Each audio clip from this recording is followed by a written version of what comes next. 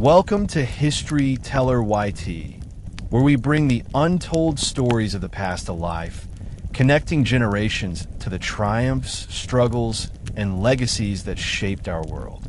Today, we embark on an extraordinary journey along the Labangan River, into the heart of the Subanen people, and through the life of a figure whose courage, wisdom, and leadership echo across centuries, Datu Tangkilan, the river's defender.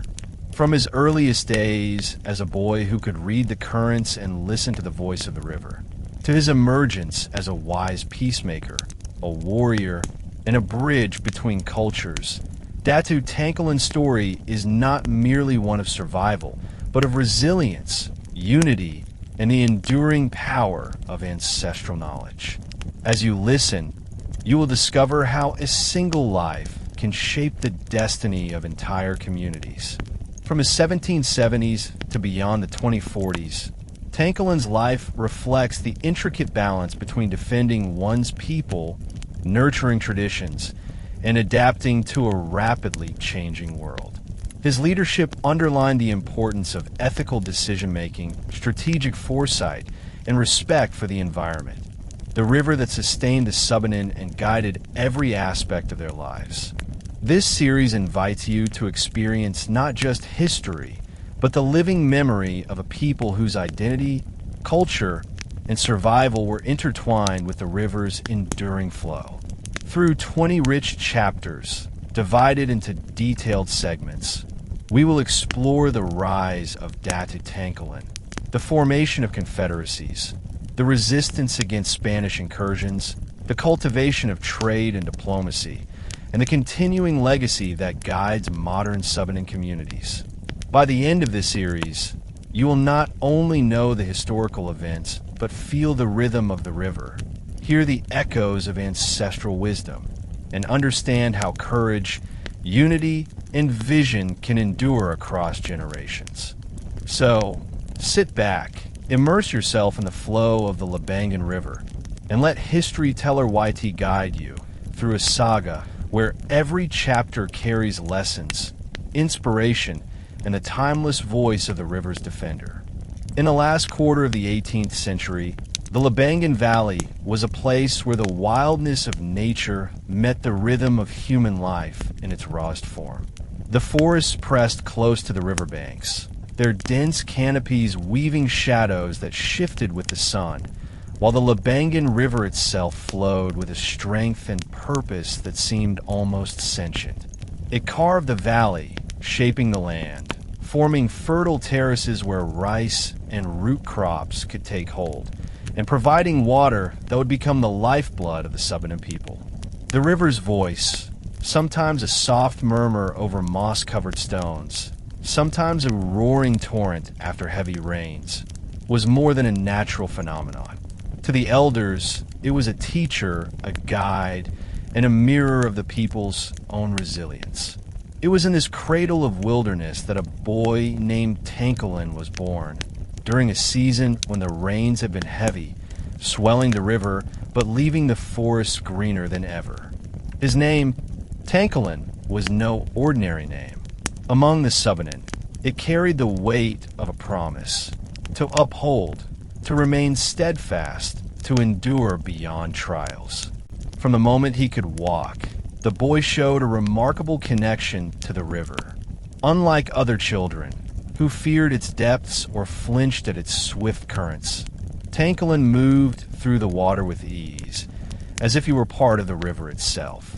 He could dive beneath eddies and whirlpools that would unnerve grown men, emerging with a calm gaze as though conversing with some secret current that only he could understand. Beyond the river, Tangkilan demonstrated a physical agility and patience that amazed even the elders. He could climb the tallest trees without faltering, balancing on branches that swayed under the weight of tropical winds. Hours could pass with him sitting on a high limb or beside the riverbank, listening, not simply hearing, but truly listening to the rustle of leaves, the murmur of the water, the distant cries of birds and monkeys. This quiet attentiveness marked him as unusual. The elders began to murmur among themselves that the river had chosen him, a guardian born to protect its people, to interpret the subtle signs of the forest, and to respond when danger approached. Tangkilan's grandfather, a revered elder known for his wisdom in both law and the old stories, often called the boy to sit beside him under the shade of the ancestral bolete tree. "The river speaks to those who listen, child," he would say, his voice carrying the weight of many seasons. "It chooses its own, and it has chosen you. Remember, strength is not only in the arms, but in patience, in listening, in knowing when to act and when to wait." In these early years, the boy absorbed lessons not through words alone, but through practice, learning to track the movements of animals, the seasonal patterns of the river, and the subtle ways in which the land provided both sustenance and warning. By the time he reached adolescence, the Subanen recognized a certain aura about him, a calm authority, a confidence born of harmony with nature, a presence that reassured as much as it inspired. As Tangkilan grew, so too did the subtle recognition that he was different from other children. His abilities in swimming, climbing, and observation became more than mere feats of skill. They became demonstrations of an innate connection to the forces that shaped the valley. The elders who had long guided the village in matters of law, harvest, and ritual began to see in him the potential to become a leader. Not one imposed by lineage alone, but one sanctioned by the river itself. In the evenings, when the sun dipped low and painted the sky with streaks of crimson and gold, Tangkilan would sit by the river with his grandfather, learning to interpret the murmurs of the water as one interprets the language of ancestors. It was during these hours that he learned patience, a quality that would later define his leadership. The river taught him that haste brought mistakes, that violence without cause invited retribution, and that understanding both friend and enemy was essential to survival. Sometimes the lessons came through danger. A sudden flood, a fallen tree in the current, or the appearance of a wild animal would test his reflexes and judgment. Each time, Tangkilan emerged not only unharmed but wiser, attuned to the subtleties of the river and the land. His family, though proud, understood that Tangkilan's path would be unlike any other. While other boys played games of mock hunting or practiced with rudimentary weapons, Tangkilan's play was intertwined with purpose. He learned to fashion traps to protect the village from wild pigs and predatory animals, to move silently through the forest so as not to disturb its balance, and to meditate upon the stories of their ancestors. These stories, passed down orally through generations, were not merely tales. They were guides to living in harmony with the land and defending it when threatened. It was said that the river itself whispered these stories to him, a gift that few others could claim. As the boy approached his 14th year, an event occurred that the elders took as a definitive sign of his destiny. During a particularly violent storm, when the river swelled with the rains and threatened to sweep away homes near its banks, Tangkilan led a daring rescue. He navigated the dangerous waters, guiding children and elders alike to higher ground. Where others panicked, he acted with calm decisiveness, coordinating efforts to fortify the riverbanks with logs, stones, and woven mats. When the storm finally abated, not a single life was lost. In the village, whispers of admiration became statements of certainty. This boy, Tangkilan, would grow to uphold the Subanen people, their laws, and their way of life. By the age of 16, Tangkilan's reputation had spread beyond his immediate village. Neighboring Subanen communities, hearing tales of the boy who could control the currents of the Labangan River and outweat the dangers of the forest, began to regard him with a mixture of awe and respect. Yet, despite growing recognition, Tangkilan remained humble. He did not seek power, he sought understanding. He continued to observe the river, to learn from the forest, and to listen to the counsel of the elders, knowing that knowledge and patience were as crucial to leadership as courage and strength. The boy's connection to the river was mirrored in his daily rituals. At dawn, he would wade into the water, feeling its cool touch and sensing its subtle changes. Sometimes he would trace its tributaries in small dugout canoes, marking spots where fish were plentiful, where rapids posed danger, and where hidden eddies could shelter the unwary.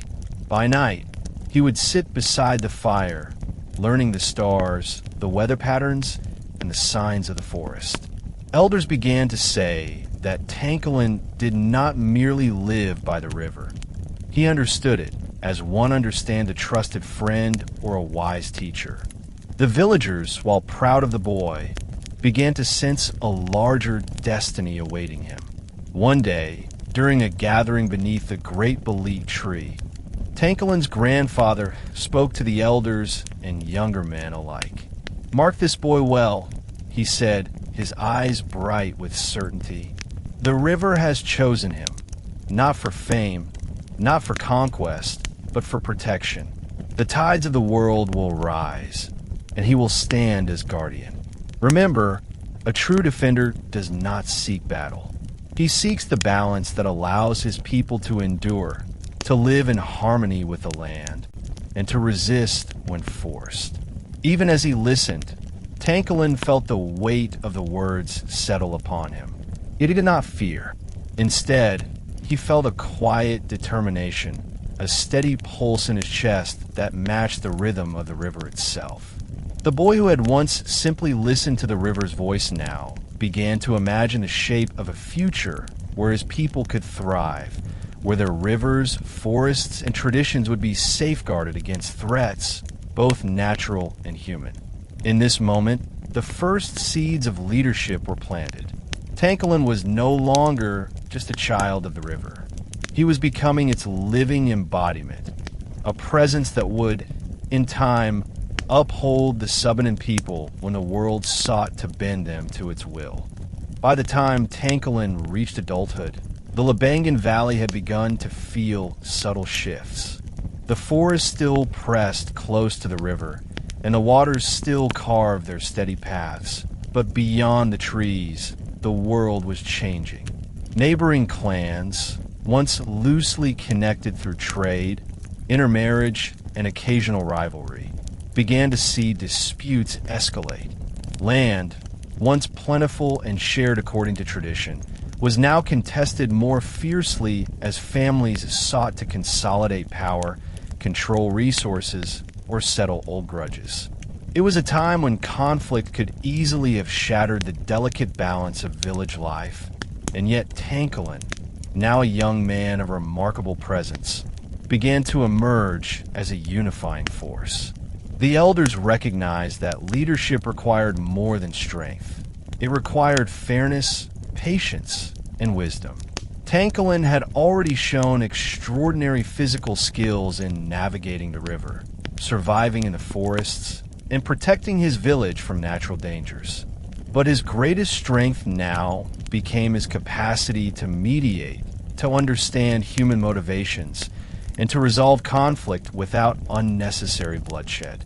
On the terraces near Labangan, under the sprawling branches of the ancient bolete tree, he began to gather disputing families. Men and women approached him with skepticism, some with anger, others with resignation. They would sit on mats woven from rattan, while the river murmured nearby, offering both comfort and a subtle reminder of the constant flow of life. One dispute, in particular, tested Tangkilan's emerging reputation. Two families, the Sapalesh and the Mangongs, argued over a stretch of rice terraces nourished by a vital tributary. The disagreement had lasted for months, with both sides threatening to take arms. When they came before Tangkilan, he did not speak immediately. Instead, he observed the river, tracing the water's course with his eyes as though seeking guidance. Then Slowly, he began to speak. "The river gives life to both families," he said, his voice calm but firm. "Neither may take more than what the water can feed. Share, and the river will bless you. Fight, and both will suffer, for the river punishes neither side, but rewards harmony." His words, though simple, carried the authority of one who had lived alongside the river longer than anyone else. Over the next decade, Tangkilan's reputation as a mediator grew beyond his home village.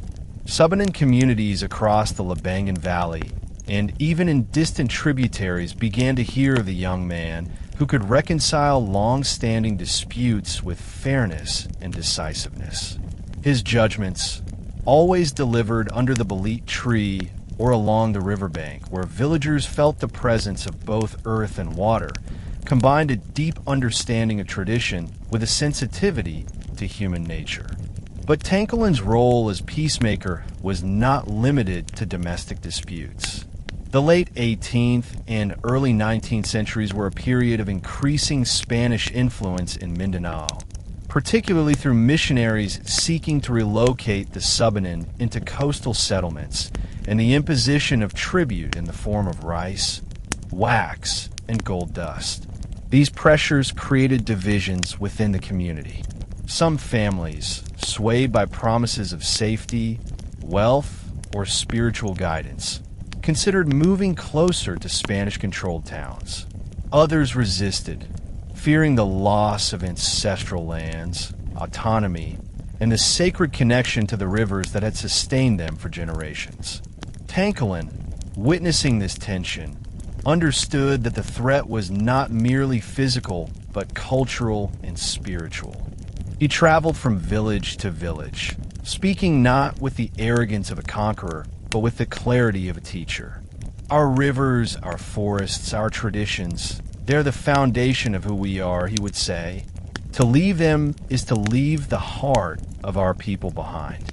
We can engage with outsiders if necessary, but we must not surrender the land that feeds us, the river that protects us, or the ways that define us. In doing so, he became a unifying figure, one whose counsel was sought not only for resolving disputes, but also for guiding decisions in the face of foreign pressure. Tangkilan's wisdom and foresight earned him respect among elders and warriors alike, and by the turn of the century, he was no longer merely the boy of the river. He had become Datu Tangkilan, the leader who upheld the law and spirit of the Subanen people. Datu Tangkilan's influence extended into every aspect of Subanen life. Under his guidance, rituals, laws, and cultural practices were reinforced, ensuring that the younger generation internalized not just obedience, but understanding. He taught that the river itself was a teacher. Its flows, its sudden floods, and its seasonal shifts were lessons in patience, foresight, and resilience. "Observe," he would tell young men and women alike, "for the river does not speak with haste. It moves, it adjusts, it protects, and it teaches those willing to listen." These lessons were as crucial in daily life as they were in governance. Even as he mediated local disputes, Tangkilan became increasingly aware of the looming presence of Spanish soldiers and missionaries. Reports of inland expeditions, forced tributes, and attempts to convert Subanen communities created an undercurrent of tension that could erupt into violence at any moment. Yet he did not respond with rashness. Instead, he trained the young men in the art of defense while continuing to negotiate peace where possible. His strategy was nuanced: readiness without provocation, strength without cruelty, unity without oppression. Villagers were instructed to hide in the forests when patrols arrived, to observe their movements, and to ensure that their own safety remained paramount. Stories began to circulate about Tangkilan's ability to calm conflicts and avert bloodshed before it could erupt. Families who had once been bitter enemies shared food and labor under his guidance. Trade between villages, even in tense times, was maintained through his interventions.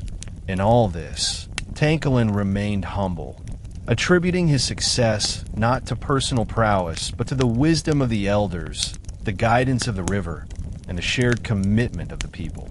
By 1805, Datu Tangkilan was more than a local leader. He had become the embodiment of the Subanen principle that strength lay not solely in battle, but in balance, fairness, and unity. By the early 1800s, the Spanish presence in Zamboanga and the surrounding Mindanao region had grown steadily stronger. Their influence, initially limited to coastal settlements and trading posts, now penetrated inland with increasing boldness. Soldiers clad in uniforms that glinted under the tropical sun marched through narrow paths and river trails, demanding tribute in rice, wax, and gold dust. Missionaries, insistent upon converting the Subanen, urged the relocation of entire communities to mission towns near the coast. The elders watched these developments with anxiety, sensing a disruption not only to their lands, but to the spiritual and social fabric that had bound the Subanen for generations.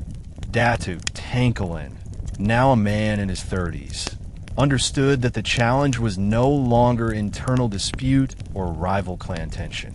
The Subanen faced a force unlike any before, one that wielded both cross and sword. But unlike many who might have been intimidated or forced into submission, Tangkilan's resolve deepened. He had spent decades learning from the river, the forests, and the rhythms of his people. He knew that submission would mean more than tribute. It would mean the erosion of identity, the loss of culture, and the dissolution of freedom. When scouts reported that a Spanish patrol was moving inland, he called a council beneath the great bolete tree. The elders, warriors, and clan representatives gathered, their faces etched with worry. Standing before them, Tangkilan's voice carried both authority and calm. The river gave us life, and the forest sheltered us. These lands are not ours alone. They're the inheritance of our children. We cannot abandon them, nor can we bow to those who seek to sever us from our homes. They may come with muskets and crosses, but they cannot take the spirit that flows through our rivers, the wisdom that resides in our forests, or the courage that beats in our hearts. His words inspired not fear, but determination. From that day, the Subanen began to prepare, not for submission, but for defense. They reinforced hidden paths, built secret shelters in the forest, and fashioned traps designed to deter any intruder. The Spanish patrols that ventured inland quickly learned that Labangan was unlike other valleys. When the soldiers arrived, muskets gleaming and flags raised, Datu Tangkilan met them with a calm but resolute declaration. We are the people of the river.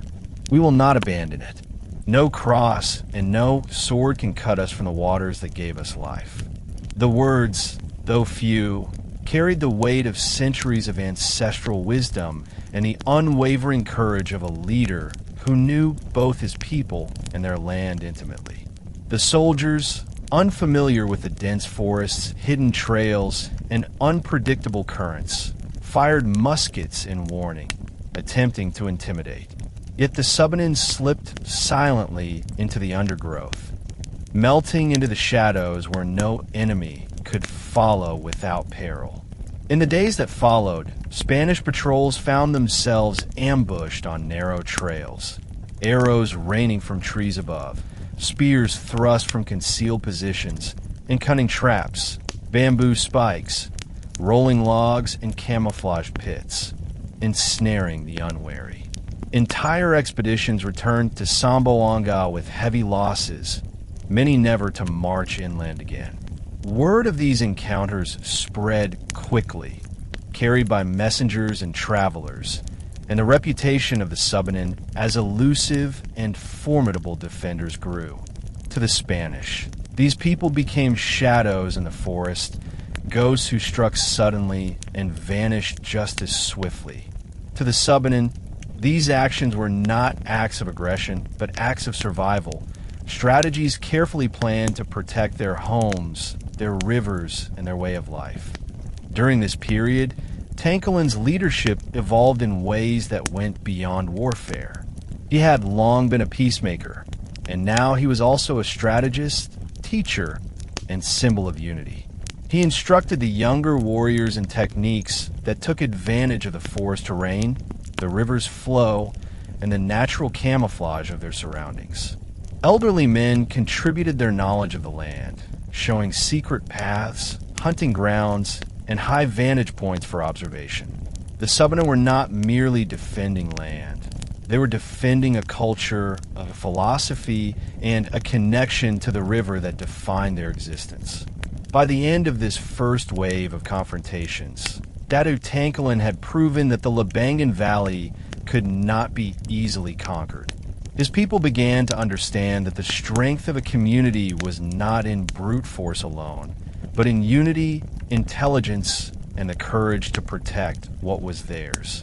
The years from 1805 to 1820 were marked by a growing tension between the Subanen and Spanish forces, a dance of shadow and steel. Datu Tangkilan maintained vigilance, traveling by canoe along the river, inspecting traps and patrols, and ensuring that the coordination of his warriors remained precise. Yet he also recognized the limits of confrontation. The Subanen were fierce defenders, but their numbers were modest compared to the reinforcements that Spain could muster. As such, he invested equally in diplomacy and alliance building, seeking to engage with sympathetic outsiders, traders, and other indigenous groups. Despite the constant threat of Spanish incursion, daily life continued under his guidance.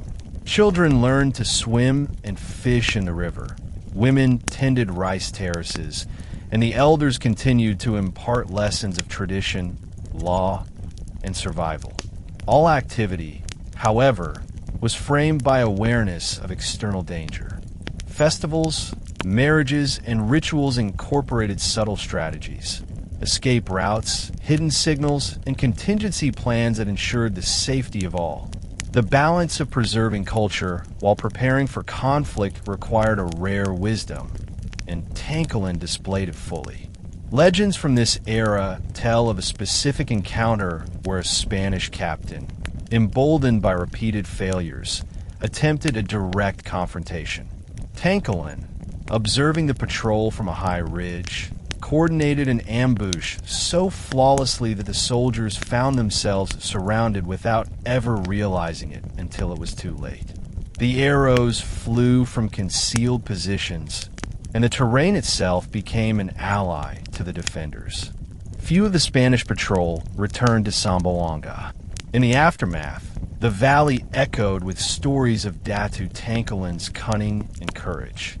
Through these decades, he forged a reputation not only as a warrior, but as the embodiment of the river itself, unyielding, intelligent, and ever-flowing. By 1820, the Subanen knew they had a leader capable of defending them against even the most determined outside force. A Datu whose legacy would shape the community for generations to come. By the 1820s, Datu Tangkilan understood that the Subanen could no longer rely solely on the strength of individual villages to resist Spanish incursions. The valleys and forests of Mindanao were too vast, and the resources of the enemy too numerous for a single community to remain unassailable. Tangkilan, whose insight had long been guided by the river's wisdom, recognized that unity was the path to survival. He began an ambitious journey to forge alliances with neighboring Datus, leaders whose influence stretched across other tributaries and valleys, and whose families held sway over the lives of hundreds, sometimes thousands, of Subanen families. His travels were not undertaken lightly. Canoe journeys along the winding rivers brought him to Tacuran, Dumolino, and beyond, often taking weeks through dense forests, narrow river channels, and mountains where paths were steep and hidden. Along the way, He observed the conditions of various communities, their defenses, the loyalty of their warriors, and the strength of their leaders. Tangkilan did not demand allegiance through force. Instead, he offered collaboration, emphasizing a shared responsibility to protect the rivers, the forests, and the autonomy of the Subanen people.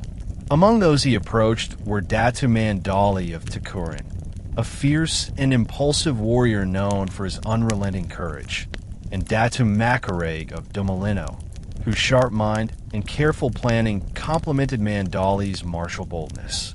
Leaders from Mizamis and Sindangan, each with deep influence over their own territories, were also brought into the fold through Tangkilan's careful diplomacy.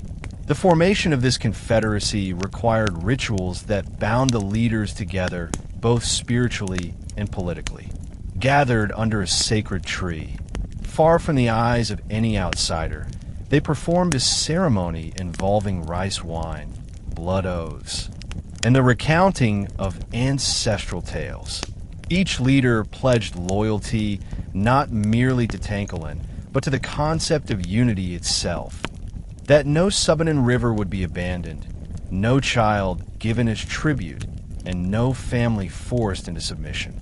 The act was more than symbolic.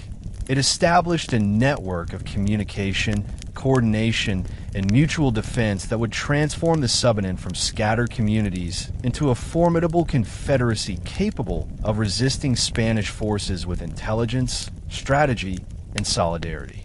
Once the confederacy was established, the Subanen villages coordinated their defense strategies with unprecedented precision. Raids on Spanish convoys became methodical, well-timed operations that exploited their intimate knowledge of terrain, river currents, and forest cover. Dawn attacks were common, targeting caravans laden with rice, wax, or gold dust as they traversed the narrow inland trails. The raiders would strike swiftly, seizing supplies, and then vanish upriver or into dense jungle before the Spaniards could mount an effective response. Even well-armed patrols were caught off guard by rolling logs, sharpened bamboo traps, and camouflage pits that had been carefully prepared by scouts who moved silently through the forest. The Confederacy's success lay not only in their physical defenses, but in their intelligence network. Couriers and messengers moved unseen through hidden paths, carrying information about troop movements, patrol schedules, and supply routes. Villages along different rivers coordinated to ensure that resources were protected and reinforcements could arrive at a moment's notice. Tangkilan himself often traveled by night, inspecting positions, training young warriors, and ensuring that all leaders understood their roles in the broader strategy. His ability to balance diplomacy, leadership, and tactical oversight made him indispensable to the Confederacy's cohesion. Even when raids were conducted, the ethics of defense remained central to Tangkilan's leadership. Civilians were spared unnecessary harm, and raids were carried out to reclaim supplies or deter further aggression, not for plunder. These principles strengthened internal trust among the Subanen. Leaders respected one another, families protected one another, and children learned that courage was inseparable from responsibility. The Confederacy did not merely resist. It thrived in a disciplined, organized, and morally grounded manner. Spanish authorities, increasingly frustrated by their inability to subjugate the valley, began to label the Subanen as shadows, elusive and impossible to predict. Yet among the Subanen, these operations were considered acts of protection, a defense of sacred rivers, forests, and freedoms that had been nurtured for generations. The Confederacy under Datu Tangkilan's leadership did more than defend territory. It transformed the social and political landscape of the Subanen people. Meetings between leaders became forums not only for planning defense, but for resolving inter-village disputes, standardizing laws, and sharing knowledge of agriculture, hunting, and spiritual practices. Young warriors learned from multiple mentors, receiving training in tactics, survival skills, and ethical principles that would guide their decisions in both peace and war. The Confederacy also reinforced the importance of alliances through marriage and kinship, creating bonds that further cemented loyalty and mutual responsibility. Trade and diplomacy were carefully managed to strengthen the Confederacy without inviting unnecessary conflict. Tangkilan facilitated controlled interactions with Muslim traders from Lanio and Maguindanao, ensuring that these exchanges brought salt, iron, and cloth into Subanen communities while maintaining autonomy and avoiding dependency. These relationships created opportunities for learning and adaptation, allowing the Subanen to gain both material and strategic advantages without sacrificing their way of life. By the end of the decade, the Confederacy had solidified into a network that was more than military. It was a society governed by shared values, mutual respect, and strategic unity. Tangkilan's vision had expanded beyond his village, encompassing an entire valley and its tributaries. He had taken the lessons of patience, observation, and wisdom learned in his youth by the river and applied them to leadership on a grand scale. The Labangan Valley, once a collection of independent communities, had become a bastion of resilience and solidarity. Spanish forces, confronted by coordinated resistance, traps, and intelligence networks, learned the harsh truth that no single force could dominate these lands without immense cost. Datu Tangkilan, the river's defender, had transformed not only the people, but the entire philosophy of survival in the valley. By the 1830s, the Subanen communities under Datu Tangkilan's leadership had solidified their internal unity and had become adept at defending their lands from Spanish incursions. Yet Tangkilan understood that survival required more than defense alone. It required vision, diplomacy, and the ability to navigate a world beyond the valley. While Spanish soldiers continued to push inland with muskets and patrols, another current of interaction flowed through Mindanao, one of trade, negotiation, and cultural exchange. Muslim traders from Lanio, Maguindanao, and other parts of Mindanao traveled inland, bringing goods that were unavailable locally: iron, salt, textiles, and occasionally horses. In exchange, the Subanen offered rice, honey, forest products, and crafts that reflected their skill and intimate knowledge of the environment. Tangkilan recognized the opportunity for these relationships to strengthen his people. While the Spanish sought to coerce, convert, or subjugate, Muslim traders offered exchange, alliance, and mutual benefit.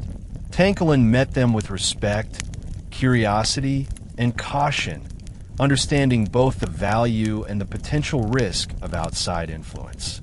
He attended trading meetings, observed the practices of distant communities, and sometimes mediated disputes personally. One account describes him intervening when rival traders clashed over river tolls, calming tensions with reasoning and offering compromises that ensured fairness for all parties. This balance of diplomacy and leadership enhanced not only the wealth of his community, but also its security, as alliances became a buffer against potential aggression from less sympathetic outsiders. The role of Datu Tangkilan as a bridge between cultures became increasingly complex as trade, alliances, and occasional Spanish encroachment intersected. He was aware that every interaction with outsiders carried both opportunity and risk. While the trade with Muslim leaders brought tangible benefits, it also required vigilance. Stories were told of Subanen traders who were tricked or robbed, of caravans delayed or ambushed, and of tensions that could erupt into violence. Tangkilan's leadership ensured that these incidents were managed with intelligence rather than impulsive aggression. He trained young warriors in negotiation, observation, and strategy, teaching them that the strength of a leader lay not only in skill with a spear or bow, but in the ability to understand motives, anticipate danger, and foster alliances that outlasted conflict. Within the valley, Tangkilan maintained a careful equilibrium. Villages prospered, rice terraces flourished, and forest products continued to provide sustenance and trade goods. Yet under this prosperity lay the constant awareness of external threat. Spanish soldiers remained persistent, sometimes attempting to coerce Subanen families into tribute or relocation. Tangkilan continued to organize patrols and defenses, ensuring that every village, river crossing, and hidden trail was known to his warriors.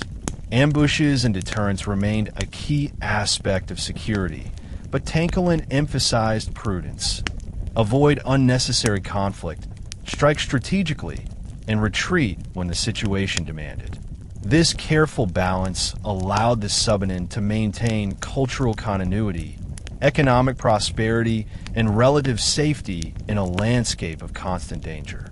Perhaps the most remarkable aspect of Tangkilan's leadership during this decade was his ability to integrate the lessons of both worlds. The traditional wisdom of the river and forest with the practical knowledge of trade, negotiation, and diplomacy. Young leaders under his guidance learned that the world beyond Labangan could not be ignored. They were taught to respect outsiders, to assess their intentions, and to forge alliances where beneficial, while never compromising the values and independence of their people. Datu Tangkilan's approach reflected a profound understanding. Survival required flexibility, intelligence, and the courage to engage with the unknown while remaining rooted in the traditions that defined the Subanen identity.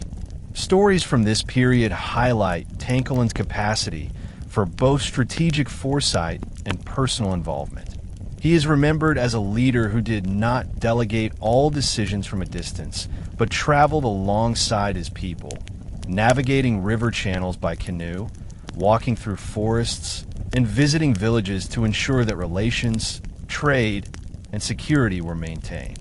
In some accounts, he personally mediated disputes between Subanen and Muslim traders, settling conflicts over pricing, supply routes, or perceived offenses. He understood that even minor tensions could escalate into violence if left unresolved, and that the stability of his community depended on careful attention to both internal and external relations. Tangkilan's diplomacy extended to symbolic gestures as well. Marriage alliances, gift exchanges, and joint rituals created bonds that were recognized across valleys and rivers. These measures reinforced the confederacy's cohesion and provided tangible networks of mutual obligation and respect. In this way, Tangkilan transformed the Subanen society into not only a defensive force, but a culturally and economically vibrant community capable of thriving in a complex, multi-ethnic landscape. By the end of the 1830s, Tangkilan had achieved a remarkable synthesis of leadership. He remained the warrior and protector of his people, guiding raids and defenses against any who would threaten them. Simultaneously, he had become a statesman and negotiator, fostering relationships that secured trade, peace, and cultural exchange. Through his actions, Tangkilan demonstrated a profound understanding that survival was not merely a matter of repelling intruders, but of creating a resilient, interconnected society that could endure through centuries of challenge. In this era, Datu Tangkilan truly became the bridge between worlds. The river and the forest, tradition and diplomacy, Subanen culture, and the wider currents of Mindanao. By the 1840s, the Spanish presence in Mindanao had become far more organized, better equipped, and increasingly aggressive. Reinforcements had been poured into Zamboanga, and expeditions were sent deeper into the valleys with growing confidence, seeking tribute, conversion, and submission. The Labangan Valley, once perceived as a remote wilderness inhabited by shadows, had become a prime target. Spanish commanders believed that defeating Tangkilan would break the resistance of the Subanen people and pave the way for further inland domination. They underestimated the knowledge, unity, and strategic genius of the river's defender. Datu Tangkilan, now a man of considerable experience and wisdom, had spent decades preparing his people for this moment. The Confederacy of Datus was in full force. Communication channels were established across valleys, and every village knew the terrain intimately. Warriors had been trained not only in traditional weaponry, but also in the tactics of ambush, reconnaissance, and survival under duress. The river, once merely a source of sustenance, had become both shield and ally. Canoes could transport warriors silently at night, while hidden channels allowed supplies and reinforcements to move undetected. Forests were mapped mentally by generations of scouts who knew every trap, bend, and elevation. As reports arrived of a Spanish expedition advancing toward Labangan, Tangkilan convened his leaders under the great bolete tree. He spoke with authority, yet measured calm. The enemy comes, seeking to impose tribute and laws that are not ours, he said, his eyes sweeping the gathered warriors. Our ancestors protect us, the river guides us, and our unity shields us. We do not fight for pride, but for our children, our lands, and our way of life. Today, the forest and the river fight with us. Plans were drawn meticulously. Every ambush point, every trap, every possible retreat route was analyzed. The strategy was simple in its brilliance.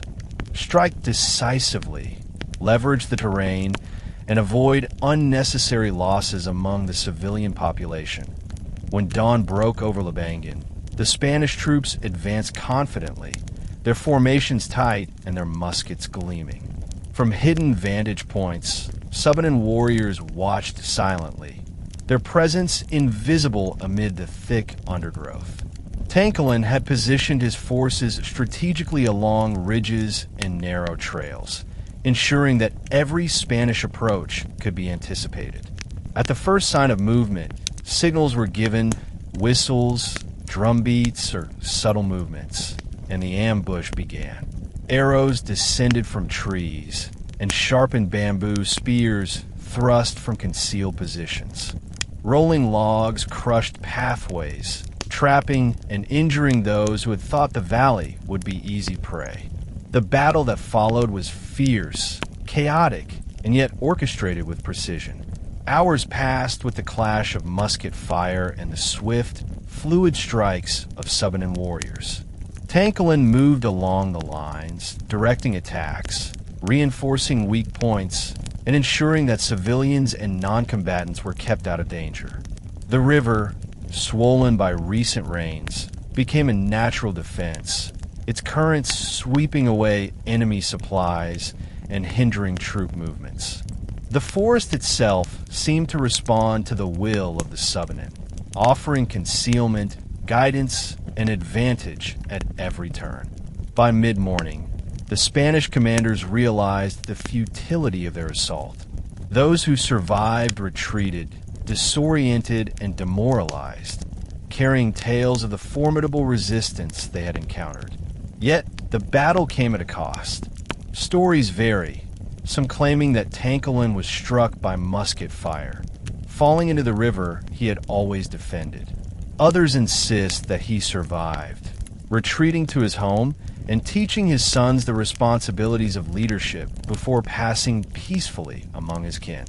Regardless of which account is true, the courage, strategy, and wisdom demonstrated during this last stand cemented his place in the collective memory of the Subanen people. He had embodied the river's essence, unyielding, adaptable, and eternal. The aftermath of the battle reinforced the enduring legacy of Datu Tangkilan. Even in the face of superior weaponry and persistent threats, the Subanen retained control of their valleys, forests, and rivers. The Confederacy remained intact, strengthened by the shared trials of the conflict. Tangkilan's teachings, emphasizing unity, patience, and respect for both land and neighbor, continued to guide the warriors and elders. He had demonstrated that leadership was not solely about valor or force, but about foresight, strategic thinking, and the ability to inspire trust and loyalty. In the years following the last stand, elders told stories to young warriors of the day the river and forest became allies, of how arrows rained from the canopy, of how spears and logs turned the tide against the intruders. Children learned not only the skills of survival, but the principles Tangkilan embodied: courage tempered by wisdom, defense rooted in protection rather than aggression, and vigilance that respected both nature and humanity. His name became synonymous with the spirit of the river itself: unyielding, ever-flowing, impossible to conquer. Even if Tangkilan himself had fallen to musket fire or died quietly in his home, the essence of his leadership endured. The Subanen had been shown that their autonomy, their culture, and their freedom were worth defending, even against overwhelming odds.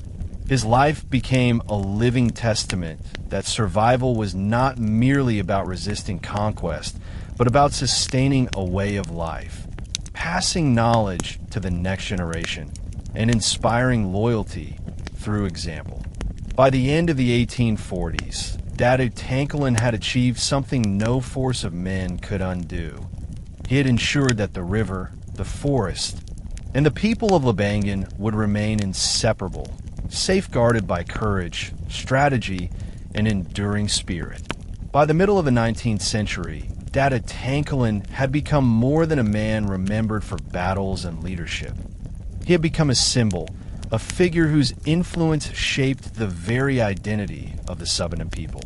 Even decades after the last recorded conflicts, elders invoked his name during councils and judgments, reminding younger generations of the values he had embodied.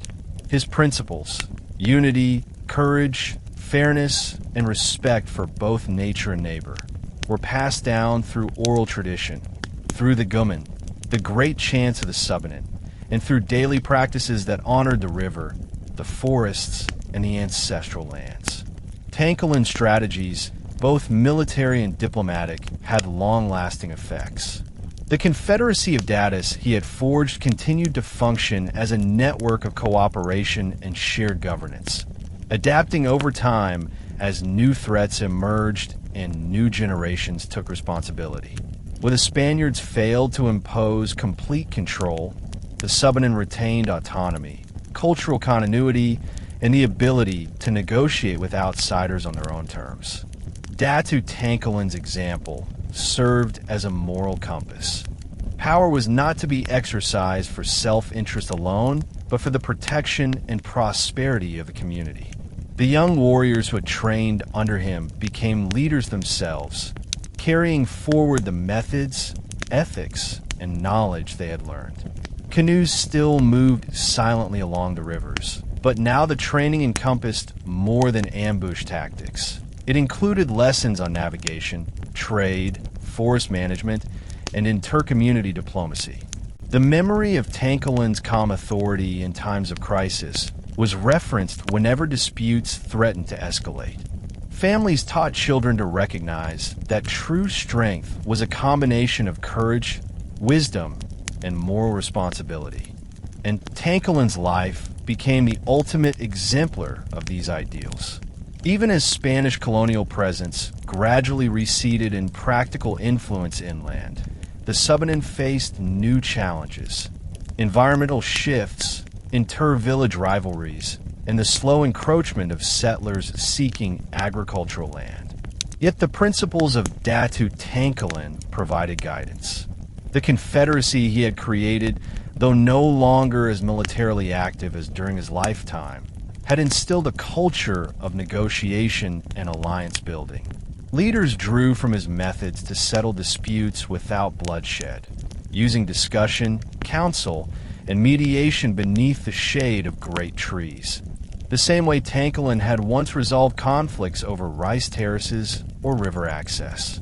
Stories about his deeds, his cunning ambushes, his strategic defenses, and his role in negotiating alliances with Muslim traders were carried across the valley, beyond the Subanen territories, and into the surrounding communities. Children learned not only about the acts themselves, but about the principles underlying them. Vigilance combined with restraint, defense without cruelty, and negotiation without compromise to core values. Even centuries later, when forests had thinned and rivers had shifted, Subanen elders would speak of Datu Tangkilan as more than a historical figure. He was the living embodiment of the river's persistence, the guardian of culture, and the eternal standard for leadership. In practical terms, the legacy of Tangkilan extended to governance structures, cultural rituals, and social norms. Councils continued to convene under sacred trees or along riverbanks, maintaining the balance between authority and communal consultation.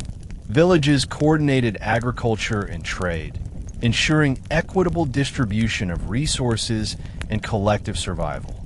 The river itself, a constant and sacred presence in Subanen life, remained a symbol of unity, patience, and resilience, with Tangkilan's story inseparable from its flowing waters.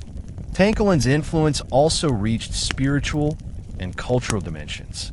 The Subanen saw the river not just as a physical resource, but as a living presence, a teacher, and a guide. The stories of Datu Tangkilan reinforced this perception. He had listened to the river, learned from its flow, and acted in harmony with its rhythms. His victories, his diplomacy, and his wisdom were attributed not solely to personal skill, but to an intimate understanding of nature's guidance. Rituals, chants, and communal gatherings often referenced his life, reminding the people that leadership was inseparable from respect for the environment, the ancestors, and a moral code that had preserved their autonomy for generations. Generations later, when Spanish records made little or no mention of him, the Subanen continued to recount his deeds. He became not merely a historical figure, but a symbol of resilience. The river that would not be conquered, the forest that protected its children, and the community that survived because of foresight, unity, and courage. Tangkilan's life became a lesson in endurance, inspiring future leaders and ordinary villagers alike to honor the land, uphold justice, and defend the freedoms they inherited. Even as centuries passed and forests thinned, the memory of Datu Tangkilan endured. His legacy reminded the Subanen people, and all who learned of his story, that true freedom was not only the absence of conquest, but the courage to uphold one's way of life against formidable challenges. The rivers of Labangan continued to flow, carrying the memory of a man who stood unyielding upon its banks. Datu Tangkilan remained the embodiment of what he had always been meant to be, the river's defender, a living voice of his people, and a guiding spirit whose influence flowed as endlessly as the waters he had once protected. Following the last stand against Spanish forces, the mid-19th century brought a period of relative stability to the Labangan Valley, but Datu Tangkilan understood that stability alone could not guarantee the survival and prosperity of the Subanen people. He shifted his focus to expansion and consolidation, strengthening internal cohesion, extending influence across neighboring valleys, and ensuring that every community under his guidance could sustain itself economically, politically, and culturally. The Confederacy of Datus he had forged decades earlier became the foundation for a network of alliances that reached from Bikuren to Sindangan and beyond, allowing for coordinated governance, resource sharing, and collective defense against future threats. Tangkilan encouraged the development of agriculture beyond rice terraces.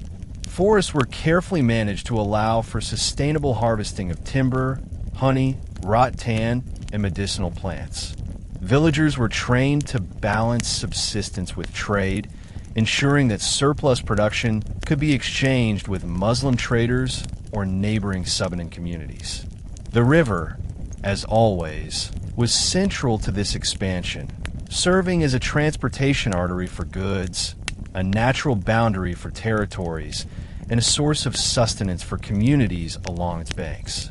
Canoes moved efficiently along tributaries, allowing leaders and messengers to maintain communication over long distances. This period of consolidation was marked not by conflict, but by meticulous organization, strategic planning, and a cultural emphasis on education, leadership, and skill building among the youth. Social structures were formalized to strengthen governance. Village councils continued to meet under bolete trees or near rivers, but now their scope included economic planning, conflict mediation, and inter-community coordination. Young men were trained not only in martial skills, but also in diplomacy and trade. Women, central to the social fabric, managed households, crafts, and local commerce, contributing to both the sustenance and prosperity of their communities. Tangkilan's vision extended beyond military defense. He understood that a strong, self-sufficient society, capable of navigating the pressures of outsiders and natural challenges, was the ultimate form of resilience. During the 1850s, the Subanen's influence extended further into the neighboring territories through strategic alliances and marriages. Tangkilan encouraged intermarriage with influential families both within the Subanen and among Muslim leaders from Lanio and Maguindanao. These unions were not merely personal. They were political tools designed to strengthen kinship ties, establish trust, and reinforce networks of loyalty that would endure for generations. Children born from these marriages often acted as intermediaries, carrying forward cultural, economic, and strategic knowledge between different communities. Trade, which had already flourished during Tangkilan's earlier diplomatic efforts, became more organized and sophisticated during this era. Iron from Muslim traders, salt from coastal regions, and cloth and textiles became integral to daily life, while the Subanen provided rice, honey, forest goods, and craftsmanship in return. These exchanges were carefully monitored to ensure fairness and prevent exploitation. Young leaders were taught to negotiate with intelligence and patience, understanding that diplomacy was as essential to survival as skill in warfare. Militarily, the valley remained vigilant despite the relative peace. Scouts patrolled the riverbanks and forests, ensuring that any approaching outsiders were detected early. Ambush points and natural defenses were maintained, ready to be activated if necessary, but full-scale conflict was avoided whenever possible. Tangkilan's philosophy was clear.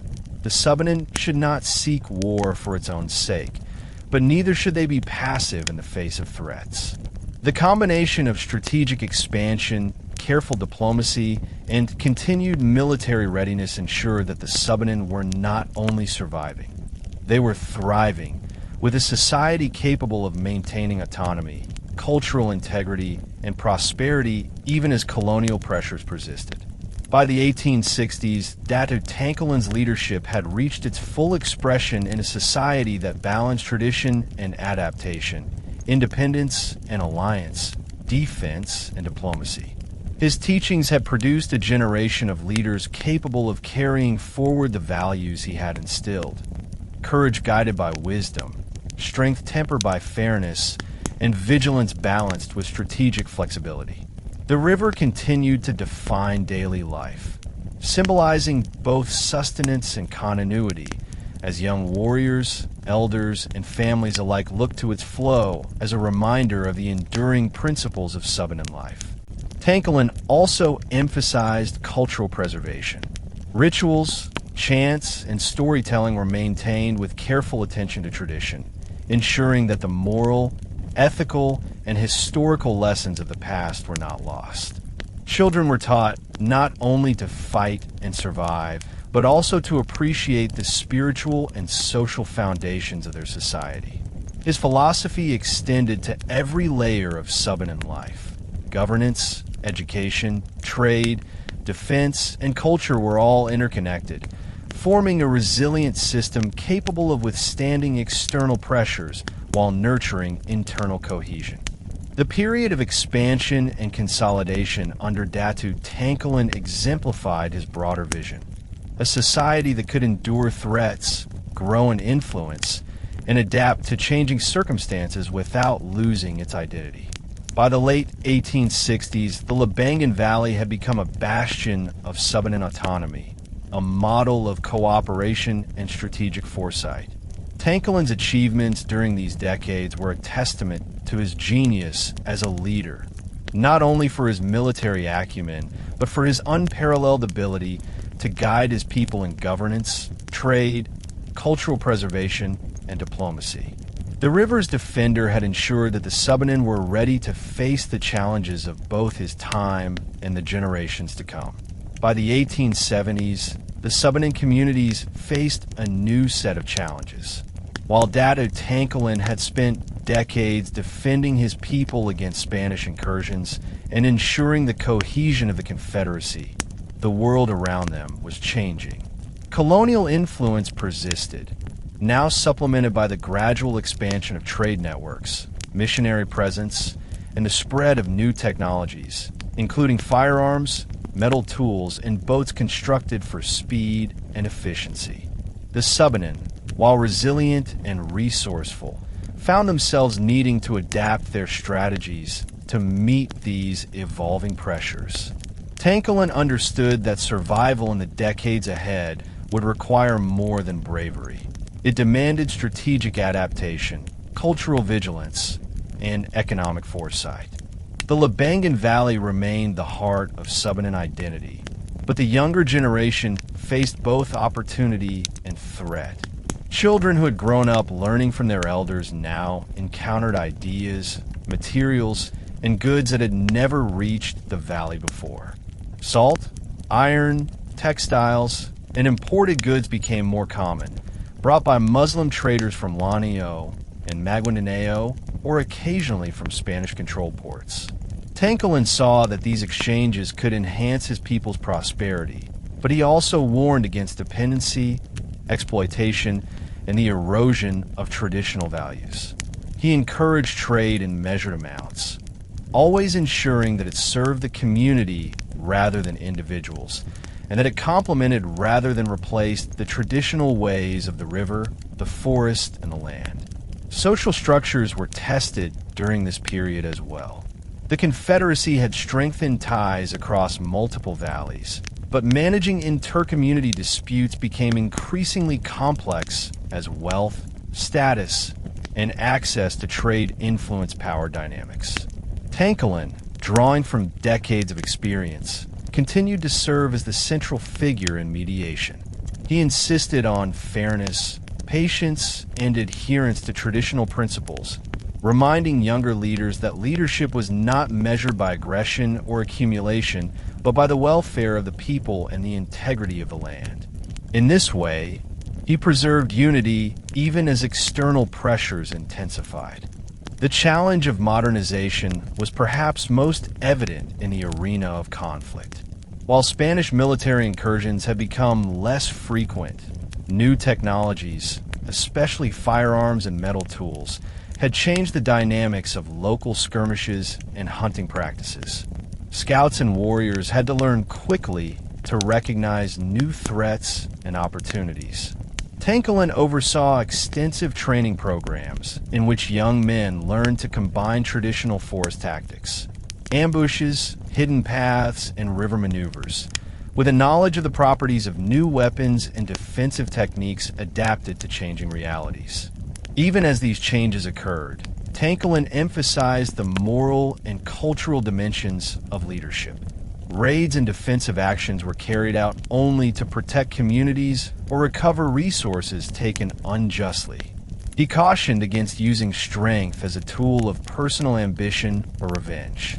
Elders under his guidance maintained oral histories, chants, and rituals that reinforced values of justice, restraint, and unity. By blending traditional wisdom with practical knowledge, Tangkilan created a model of leadership capable of guiding the Subanen through an era where adaptation was crucial. Trade and diplomacy also became more nuanced during this era. Subanen leaders navigated relationships with Muslim traders, Spanish officials, and even neighboring indigenous communities with heightened sophistication. Tangkilan's network of alliances, strengthened by decades of marriages, trade partnerships, and shared defense agreements, provided both economic stability and political leverage.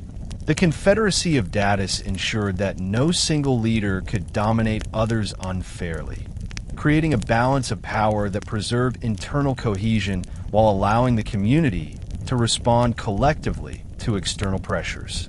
This careful management of modern challenges exemplified Tangkilan's enduring wisdom, demonstrating that true leadership involves foresight, adaptability, and the ability to balance tradition with innovation. Cultural preservation remained central to Tangkilan's approach in the 1870s and 1880s. As new materials, technologies, and practices arrived in the Labangan Valley, elders and warriors were trained to ensure that these innovations complemented rather than replaced Subanen traditions. Rituals continued to be performed along rivers and under sacred trees, recounting the history of the river, the forest, and the heroes who had defended them. Chants and stories reinforced the moral and strategic lessons of past generations, teaching children that courage without wisdom or adaptation without principle could imperil the community. Tangkilan also recognized the importance of education in practical skills. Young men and women were taught not only survival and combat, but also navigation, trade, forest management, and leadership. Canoe handling, river mapping, and sustainable hunting were combined with negotiation skills and conflict resolution techniques. This integrated approach ensured that the Subanen remained resilient, capable of thriving in both traditional and emerging spheres. By the late 1880s, Datu Tangkilan's influence had ensured that the Labangan Valley was prepared for the pressures of a rapidly changing world. The Confederacy remained cohesive, trade networks robust, and cultural traditions preserved. His vision demonstrated that survival required a balance, the preservation of identity and autonomy, while remaining adaptable to technological, political, and economic change. Tangkilan's guidance during this era cemented his enduring legacy, showing that leadership is not only about defending the past, but also about preparing a people for the future. The river continued to flow, carrying with it the lessons, strategies, and enduring spirit of the river's defender. By the 1890s, Datu Tangkilan had grown into the twilight of his long and extraordinary life. Decades of leadership, conflict, diplomacy, and cultural preservation had left him with the wisdom and respect of not only his people, but also the neighboring Datus and allied communities. Time had softened his once imposing physical presence, yet the authority he commanded had only deepened, rooted not in fear, but in unwavering respect and trust.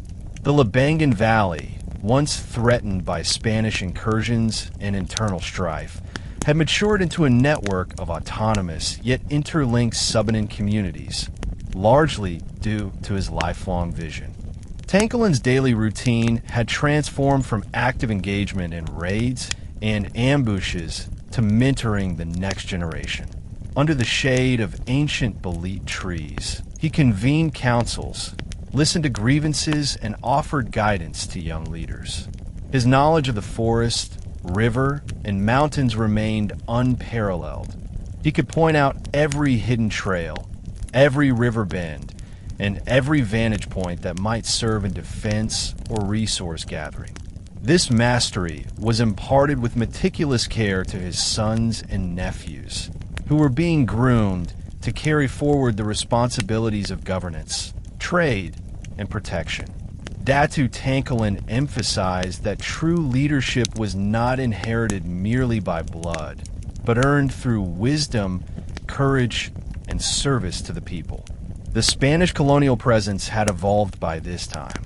Although aggressive inland expeditions were less frequent than in earlier decades, the forces that remained sought to assert authority through administrative measures, taxation, and missionary influence. Tangkilan, understanding the limitations of direct military confrontation in his later years, relied increasingly on diplomacy, strategic avoidance, and the strength of intercommunity alliances to maintain Subanen autonomy. Couriers and scouts moved silently along river routes, relaying information about Spanish movements. Villages were instructed to remain vigilant while pursuing their daily livelihoods. Tangkilan's genius lay in his ability to balance restraint and preparedness, ensuring that his people could live in relative peace while remaining ready for any challenge. Cultural leadership became a central focus during the twilight years of Datu Tangkilan's life. Recognizing that traditions were as crucial to survival as arms or alliances, he dedicated himself to preserving and reinforcing Subanen identity. Rituals along the river, ancestral chants, and storytelling sessions were conducted with exacting attention to detail. Children were taught not just the stories of past victories, but the principles behind them: courage tempered by wisdom, defense undertaken for the community rather than personal glory, and the necessity of unity in the face of external pressures. Tangkilan's emphasis on education extended beyond military and survival skills. Young men and women learned trade management, agricultural innovation, sustainable hunting, and negotiation skills that ensured the community remained resilient in the face of a rapidly changing world. Trade networks continued to thrive under his supervision. Relationships with Muslim traders from Lanuo and Maguindanao, nurtured for decades, provided critical resources such as iron, salt, and textiles. Tangkilan personally mediated disputes that arose from these exchanges, ensuring fairness and continuity. These trade relations strengthened the economy of the Labangan Valley while reinforcing political alliances. Simultaneously, Tangkilan encouraged selective engagement with Spanish authorities, advocating prudence and careful negotiation rather than confrontation. He understood that survival required not just courage and martial skill, but also intelligence, diplomacy, and foresight, a lesson he worked tirelessly to pass down. Despite his advancing age, Tangkilan remained intimately connected to the rhythms of the river and forest. Early mornings were spent observing the river's currents, the seasonal migrations of fish, and the health of crops and forest resources. He believed that leadership required constant attention to the natural environment, as it was the ultimate provider and protector of the Subanen people. Under his guidance, the valley maintained a careful balance between human activity and ecological stewardship, ensuring that forests and rivers could sustain generations yet unborn. Tangkilan's influence extended to every facet of life: defense, diplomacy, trade, agriculture, and culture, all interconnected and grounded in his vision of a thriving, autonomous Subanen society. As the 1890s progressed, whispers of change reached the Labangan Valley. Colonial dynamics were shifting across the archipelago, and the pressures on indigenous communities were evolving. Yet, Datu Tangkilan faced these developments with the same measured wisdom that had guided him through decades of conflict and negotiation. He convened councils with allied datus, planning for succession, the maintenance of alliances, and the continued prosperity of the valley. He emphasized that the greatest threat was not external power, but internal disunity or the erosion of values. Strength, he reminded his people, was meaningless without justice, foresight, and moral grounding. Tangkilan also became a living symbol of endurance. Stories circulated of his early feats as a boy who swam the fiercest currents, as a warrior who orchestrated ambushes, and as a leader who united disparate villages under a common vision. But even more important were the stories of his wisdom, the fairness in judgment, the skill in diplomacy, the ability to anticipate challenges, and the respect he showed to all members of the community, regardless of status. Elders invoked his name during deliberations, and warriors recalled his lessons when guiding young recruits. By the end of the decade, Datu Tangkilan had secured a lasting legacy. He may have passed away quietly, surrounded by family, or remained active until his final days, but his life had already shaped generations. The river, the forest, and the network of Subanen communities carried forward his teachings, ensuring that his principles endured even as centuries advanced. The twilight of the river's defender was not marked by decline, but by the triumph of a vision realized. A resilient, cohesive, and autonomous Subanen society, capable of adapting to change without losing its identity. Through Tangkilan, the Labangan Valley remained a living testament to the courage, wisdom, and foresight required to defend both land and culture in the face of an evolving world. The dawn of the 20th century marked a transformative era for the Labangan Valley and the Subanen people. Even though Datu Tangkilan had passed, the legacy of his guidance remained deeply embedded in the culture, governance, and daily life of his descendants. The river, which had been both protector and witness to the river's defender's life, continued to serve as the central axis of the community. Generations who had never seen Tangkilan in person revered him as a living memory embedded in the river's flow. To the Subanen, the river was not simply a body of water. It was a teacher, a guide, and a repository of wisdom. It carried the lessons of patience, resilience, and adaptability, virtues that Tangkilan had embodied in his life. As new challenges emerged, colonial pressures, increased settlement, and the gradual intrusion of modern technologies, the Subanen turned to their ancestral principles, rooted in Tangkilan's example for guidance. Rivers were studied with the care of a scholar and the reverence of a priest.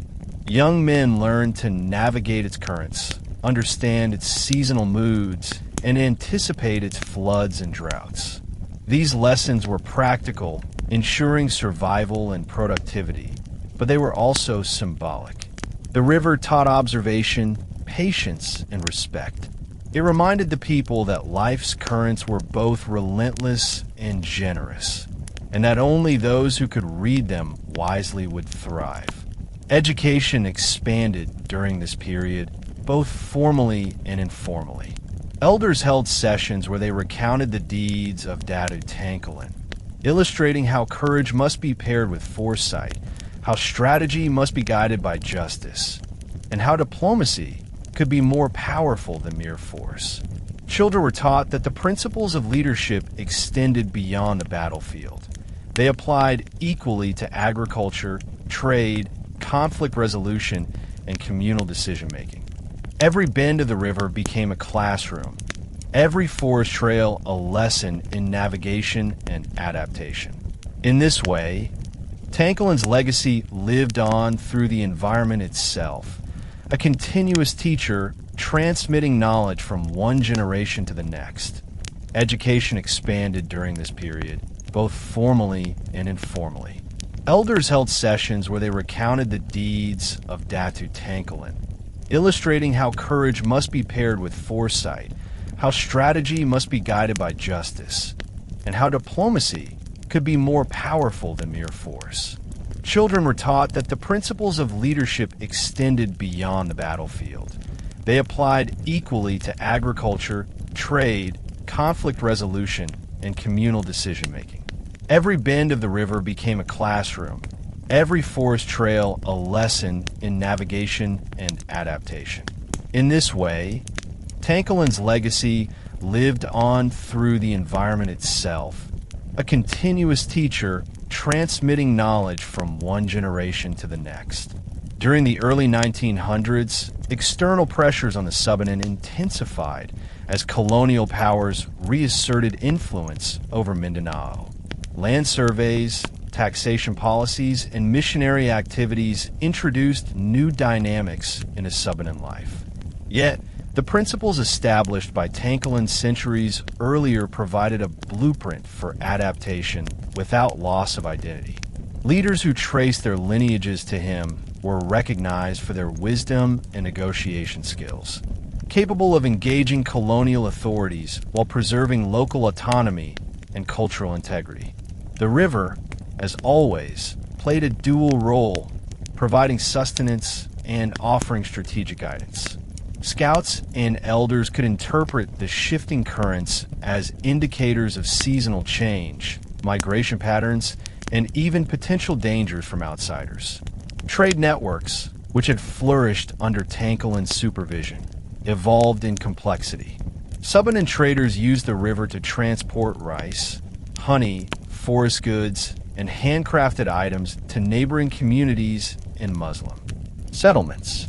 In return, iron, salt, cloth, and other imported goods enriched local life. Importantly, the governance principles of fairness, equity, and shared responsibility instilled by Tangkilan were embedded in these transactions. Conflicts over resources or trading rights were mediated by councils that applied the same ethical frameworks Tangkilan had established. Young leaders learned the delicate balance between profit, diplomacy, and communal welfare, a living inheritance of the river's defenders' teachings. Cultural transmission remained central to Subanen resilience. Oral histories, songs, and ritual chants emphasized lessons from Tangkilan's life. The balance of aggression and restraint, the importance of foresight and leadership, and the need for cohesion in the face of external pressures. Even as material conditions changed, the symbolic power of the river and the wisdom of Tangkilan provided continuity. The river became a metaphorical mirror, its unceasing flow reminding each generation of a need for vigilance, adaptability, and unity. Tangkilan's principles have become inseparable from the geography itself, ensuring that the Subanen could navigate the new century with the same clarity, courage, and integrity that had guided their ancestors. By mid-century, the Labangan Valley had emerged as a model of cultural resilience and strategic adaptation. Subanen leaders, trained in both traditional and emerging practices, understood the importance of maintaining autonomy while engaging with changing external realities. The river continued to serve as the community's lifeblood, providing transportation, food, and a living symbol of endurance. Festivals, ceremonies, and everyday activities were often conducted along its banks, reinforcing cultural continuity and communal cohesion. Through these rituals, Tangkilan's presence was felt as vividly as ever. Children learned that courage without wisdom could lead to destruction, that defense must always be paired with ethical governance, and that unity was the ultimate safeguard against both natural and human threats. The early 20th century also saw the integration of additional strategies inspired by Tangkilan's example. Communities implemented systematic forest management, sustainable agricultural practices, and coordinated trade routes, ensuring that resources were conserved for future generations. Scouts and elders trained in Tangkilan's methods monitored both the river and the surrounding environment, understanding that survival required constant attention, knowledge of patterns, and foresight. Conflicts that arose were resolved through discussion, mediation, and strategic compromise, reflecting the ethical and practical lessons derived from centuries of Subanen experience under the guidance of the river's defender. Even as political pressures and technological changes accelerated in the surrounding regions, the Labangan Valley remained a living testament to Tangkilan's enduring influence. His life had instilled a culture capable of resilience, adaptability, and strategic foresight. The river flowed as it had for centuries, carrying with it the memory of a leader whose wisdom had shaped generations. Through his teachings, the Subanen learned that leadership was not merely about defending the present, but preparing for the future, and that the greatest victories were those that ensured the survival, prosperity, and integrity of the people, culture, and land. Datu Tangkilan's spirit, embodied in the river itself, remained the guiding force for all who walked its banks, ensuring that the legacy of the river's defender endured unbroken into the 20th century and beyond. The early decades of the 20th century brought a period of both challenge and transformation to the Labangan Valley.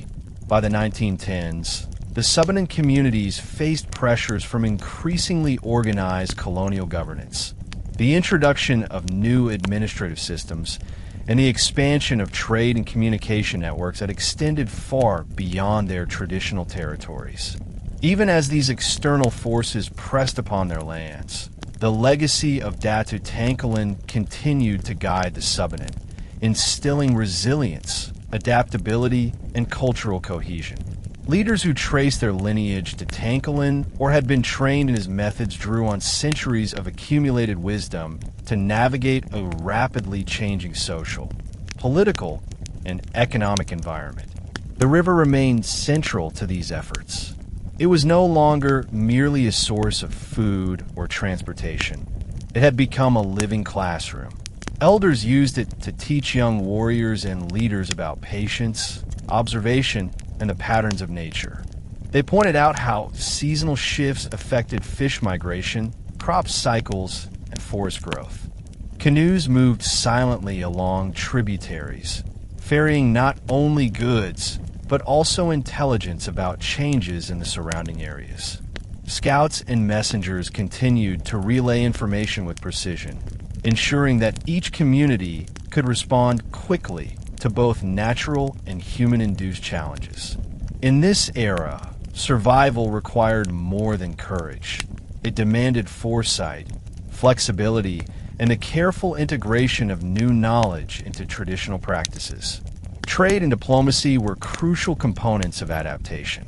Subanen communities leveraged centuries-old relationships with Muslim traders from Lanao and Maguindanao while cautiously engaging with colonial authorities. Tangkilan's principles of fairness, reciprocity, and strategic planning were applied to maintain autonomy and secure the economic well-being of each village. Young leaders learned that negotiation could be as potent as warfare, and that maintaining social cohesion and ethical governance were essential to long-term resilience.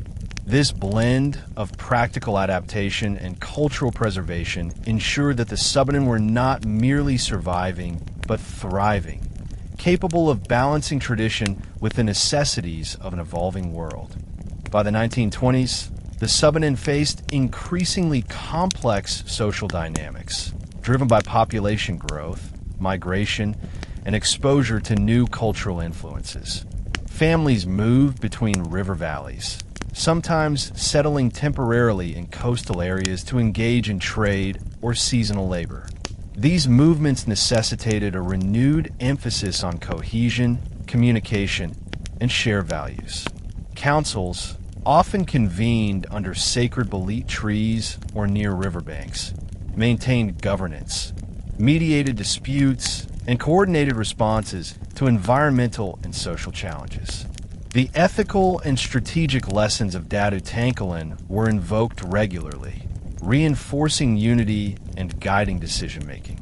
Education during this period became increasingly structured. Young men and women were instructed in traditional survival skills, navigation, and martial strategies, but also in trade practices, forest management, and diplomacy. Elders emphasized that knowledge of the river and forest was not merely utilitarian, but moral in nature. observing, respecting, and responding to the environment cultivated wisdom, patience, and foresight. Stories of Tangkilan's life, including his strategic ambushes, diplomatic alliances, and ethical judgments, served as teaching tools. They illustrated the integration of courage, intellect, and moral responsibility, the pillars of leadership that ensured the long-term resilience of the Subanen people. Even as colonial influence expanded, the Subanen were able to maintain a significant degree of autonomy through these cultural and strategic foundations. Trade networks, both traditional and emerging, were carefully monitored to prevent exploitation. Agreements with neighboring indigenous communities, Muslim traders, and occasionally colonial administrators were based on negotiation, mutual benefit, and respect for established customs. By adapting their practices while remaining faithful to their ethical principles, the Subanen demonstrated a remarkable ability to integrate modern influences without sacrificing identity, drawing directly on the lessons left by Datu Tangkilan.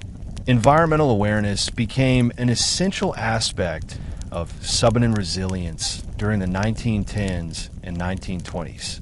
Leaders instructed younger generations on sustainable forest use, river management, and agricultural practices that ensured long-term productivity. Canoes were used to transport goods and monitor river health, while scouts observed wildlife, water levels, and weather patterns to inform agricultural and community decisions. Tangkilan's teachings, emphasizing observation, patience, and respect for natural patterns, were central to these practices. Survival and prosperity were understood to be interlinked with the health of the environment, reflecting the river's defenders' belief that humans must work in harmony with nature rather than in opposition to it.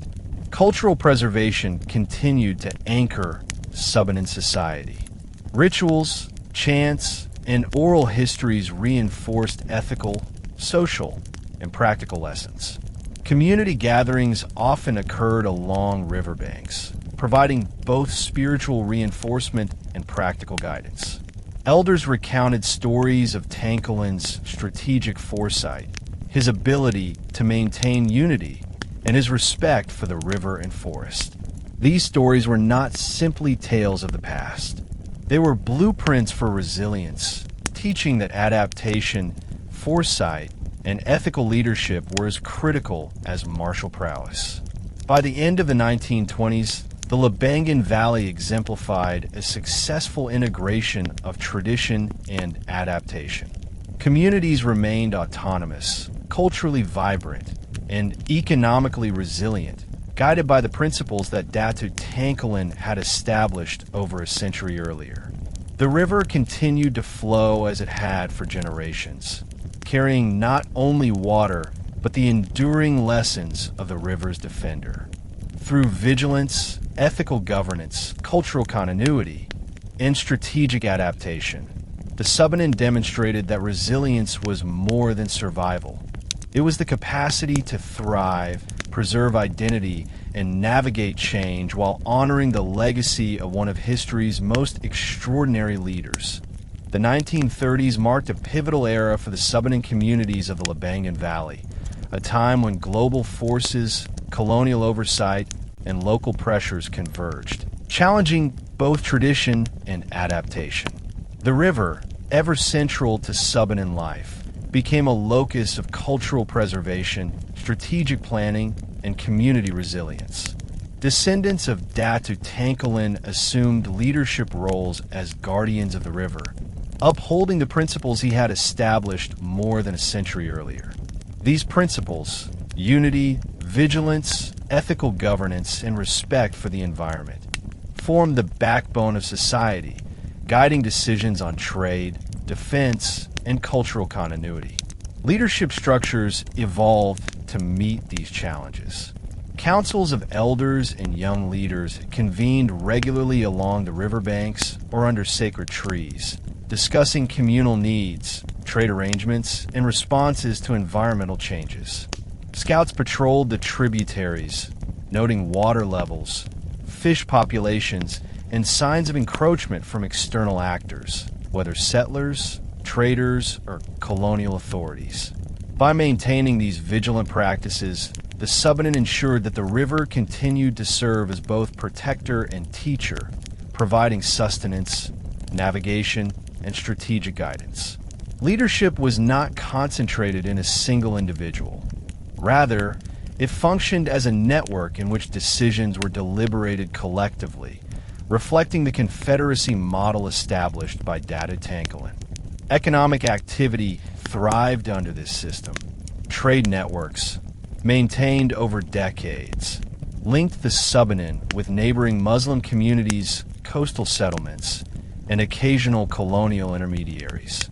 Canoes moved silently along the river, transporting rice, honey, forest goods, and artisanal crafts. In exchange, imported items such as iron tools, textiles, and salt enriched daily life. The Subanen applied Tangkilan's principles of fairness and reciprocity to ensure equitable distribution and prevent exploitation. Education focused on both practical skills and ethical instruction, producing leaders capable of balancing commerce, diplomacy, and community welfare. In this way, the river's guardians preserved autonomy, sustained prosperity, and reinforced the cultural identity that Tangkilan had fought to protect.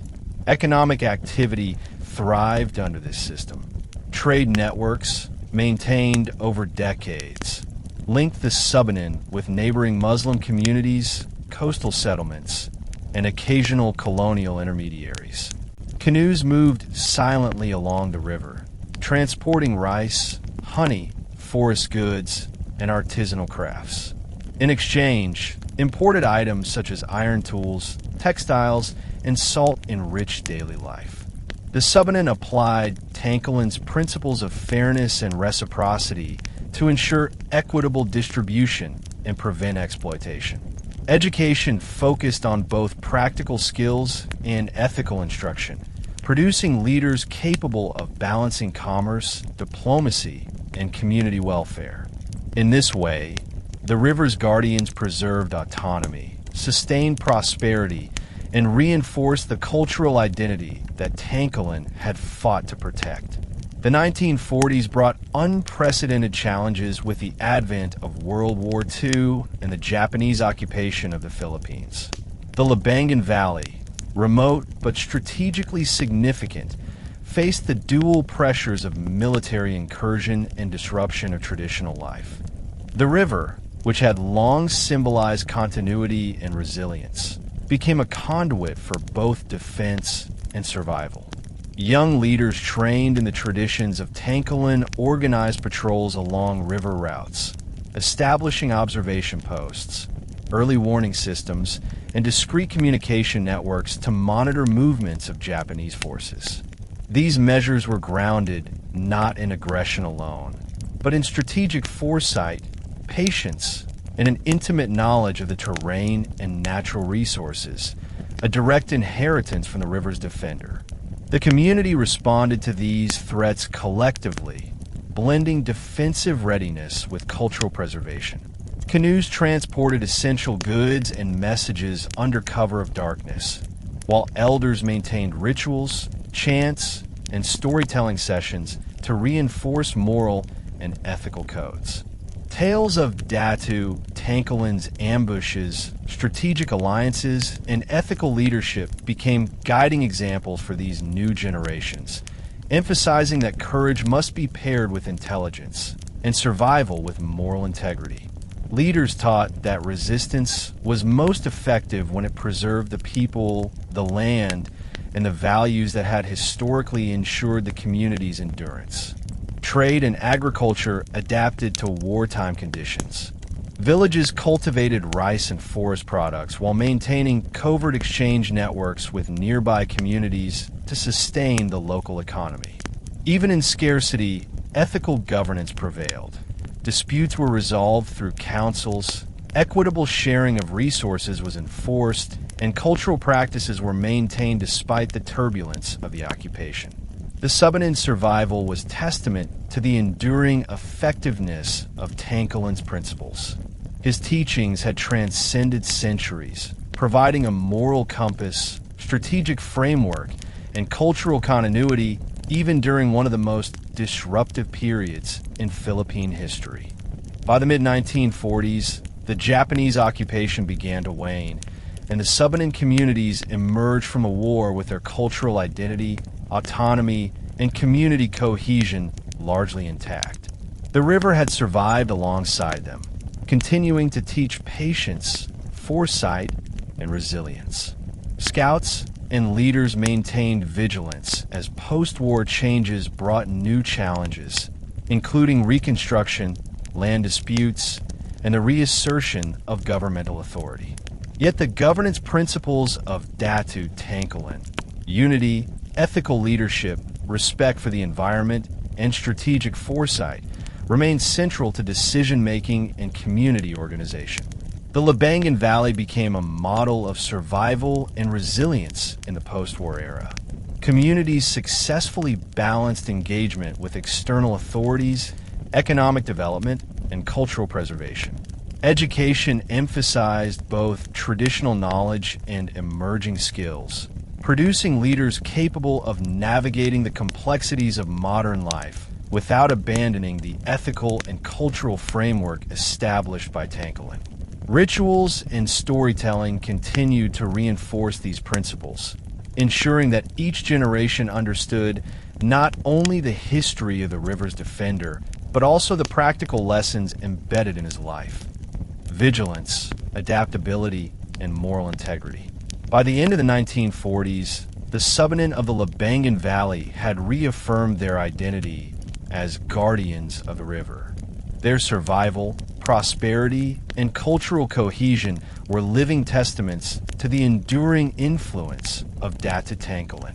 The river itself, flowing as it had for centuries, carried the memory of his life, deeds, and wisdom. In this way, the river's defender remained a guiding force, reminding all who lived along its banks that true leadership, resilience, and cultural continuity arise from the balance of courage, wisdom, and respect for both people and nature. His legacy had endured through decades of challenge, a beacon for the generations that followed. The post-war decades of the 1950s and 1960s brought a period of both recovery and renewal for the Subanen communities of the Labangan Valley. With the immediate threats of war behind them, the people turned their focus to rebuilding, consolidating resources, and ensuring that their cultural identity remained vibrant amidst the forces of modernization, migration, and political change. The river, which had for centuries sustained their livelihoods and guided their governance, became the anchor for both practical and symbolic renewal. Canoes glided along its waters, carrying rice, honey, timber, and handcrafted goods to neighboring communities, reinforcing the economic networks that have been maintained and protected since the era of Datu Tangkilan. Leadership structures evolved to accommodate both traditional norms and emerging administrative systems.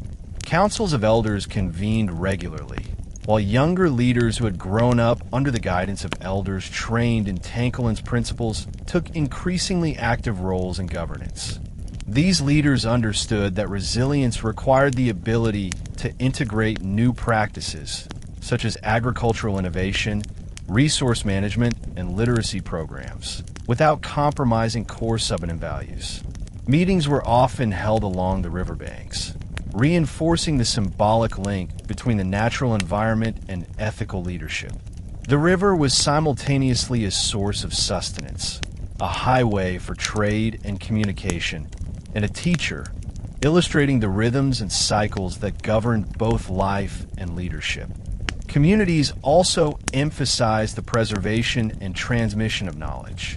Young people were trained in navigation, sustainable agriculture, forest management, and traditional hunting techniques, while also learning to read, write, and engage with broader regional systems. Storytelling remained central to education. Elders recounted not only the life and achievements of Datu Tangkilan, but also the moral and practical lessons embedded in his actions. The stories taught that leadership required a balance of courage, foresight, ethical conduct, and strategic thinking. By embedding these lessons within everyday activities, the Subanen ensured that their youth were prepared to maintain autonomy, defend their resources, and preserve cultural identity even as modern influences increased. During the 1950s, the Labangan Valley experienced renewed trade and cultural exchange with neighboring indigenous communities and Muslim settlements in Lanio and Maguindanao. The exchange of goods, such as iron, textiles, salt, and forest products, was conducted with careful attention to fairness, reciprocity, and sustainability, reflecting the ethical frameworks established by Datu Tangkilan over a century earlier. Canoes carried these goods silently along river tributaries, enabling villages to thrive economically while maintaining autonomy and self-sufficiency. These trade practices strengthened inter-community ties, reinforced the confederacy model, and provided a buffer against external pressure from state authorities and commercial interests seeking to exploit local resources. Environmental stewardship became an increasingly conscious aspect of Subanen life during this period. Elders taught young leaders to observe river currents, monitor fish populations, and manage forest resources sustainably. Seasonal rituals and agricultural calendars were strictly adhered to, ensuring that harvests were plentiful while minimizing ecological disruption. The river was regarded not only as a source of food and transportation, but also as a teacher of patience, foresight, and respect for natural patterns. Communities recognized that their long-term survival and prosperity depended on their ability to harmonize human activity with environmental stewardship, a principle consistently reinforced through the teachings and example of Tangkilan. Cultural continuity remained central to daily life. Music, dance, ritual ceremonies, and oral storytelling were performed along riverbanks and communal spaces, reinforcing identity and intergenerational knowledge transfer. Children learned about the moral dimensions of leadership, the importance of ethical governance, and the strategic thinking required for communal defense and prosperity. By engaging in these practices, Subanen communities not only preserved their history, but also ensured that Tangkilan's vision of unity, ethical leadership, and resilience remained alive in the practical, social, and spiritual fabric of society. By the 1960s, the Labangan Valley had evolved into a dynamic region where tradition and modernity coexisted in a delicate balance. The river continued to define both practical and symbolic aspects of life, serving as a source of sustenance, a means of transportation, and a moral compass. Leaders trained in the principles of Datu Tangkilan guided decisions with a combination of foresight, courage, and ethical consideration, ensuring that growth and adaptation did not come at the expense of cultural integrity. Villages maintained vigilance, education, and communal cohesion while exploring new opportunities in trade, agriculture, and community organization. The Confederacy of Datus, while transformed from its original martial form, remained a model of cooperative governance. Councils mediated disputes, coordinated communal projects, and enforced ethical practices that ensured equity, fairness, and sustainability. Intergenerational dialogue was emphasized, with elders sharing wisdom, stories, and strategies while younger leaders implemented practical solutions informed by both ancestral knowledge and contemporary innovation. Trade and economic activity were carefully monitored, ensuring that resources were managed sustainably, wealth was distributed fairly, and social cohesion was reinforced. By the end of the 1960s, the Labangan Valley exemplified the enduring power of Datu Tangkilan's vision. Communities were resilient, culturally vibrant, and economically adaptive, maintaining autonomy while navigating the pressures of modernization and external influence. The river flowed as it had for centuries, carrying the memory, teachings, and spirit of the river's defender. Through vigilance, ethical governance, environmental stewardship, and cultural continuity, the Subanen had preserved the core principles that Tangkilan had championed, ensuring that future generations would inherit not only a fertile land and a flowing river, but also the moral strategic. The 1970s brought a new wave of challenges for the Subanen communities of the Labangan Valley. While the lessons and traditions of Datu Tangkilan had guided generations, the pressures of modern governance, national policies, and political centralization introduced complexities that required both adaptation and strategic foresight. During this period, the Philippine government increasingly sought to assert administrative authority over remote indigenous territories. National programs concerning land registration, taxation, education, and infrastructure intersected with Subanen life, sometimes supporting development, but also creating friction between traditional autonomy and centralized regulations. Leaders in the valley faced the delicate task of negotiating these policies while ensuring that community cohesion, resource management, and cultural integrity were not compromised. The river, still central to the community's way of life, became a critical conduit for trade, transportation, and communication.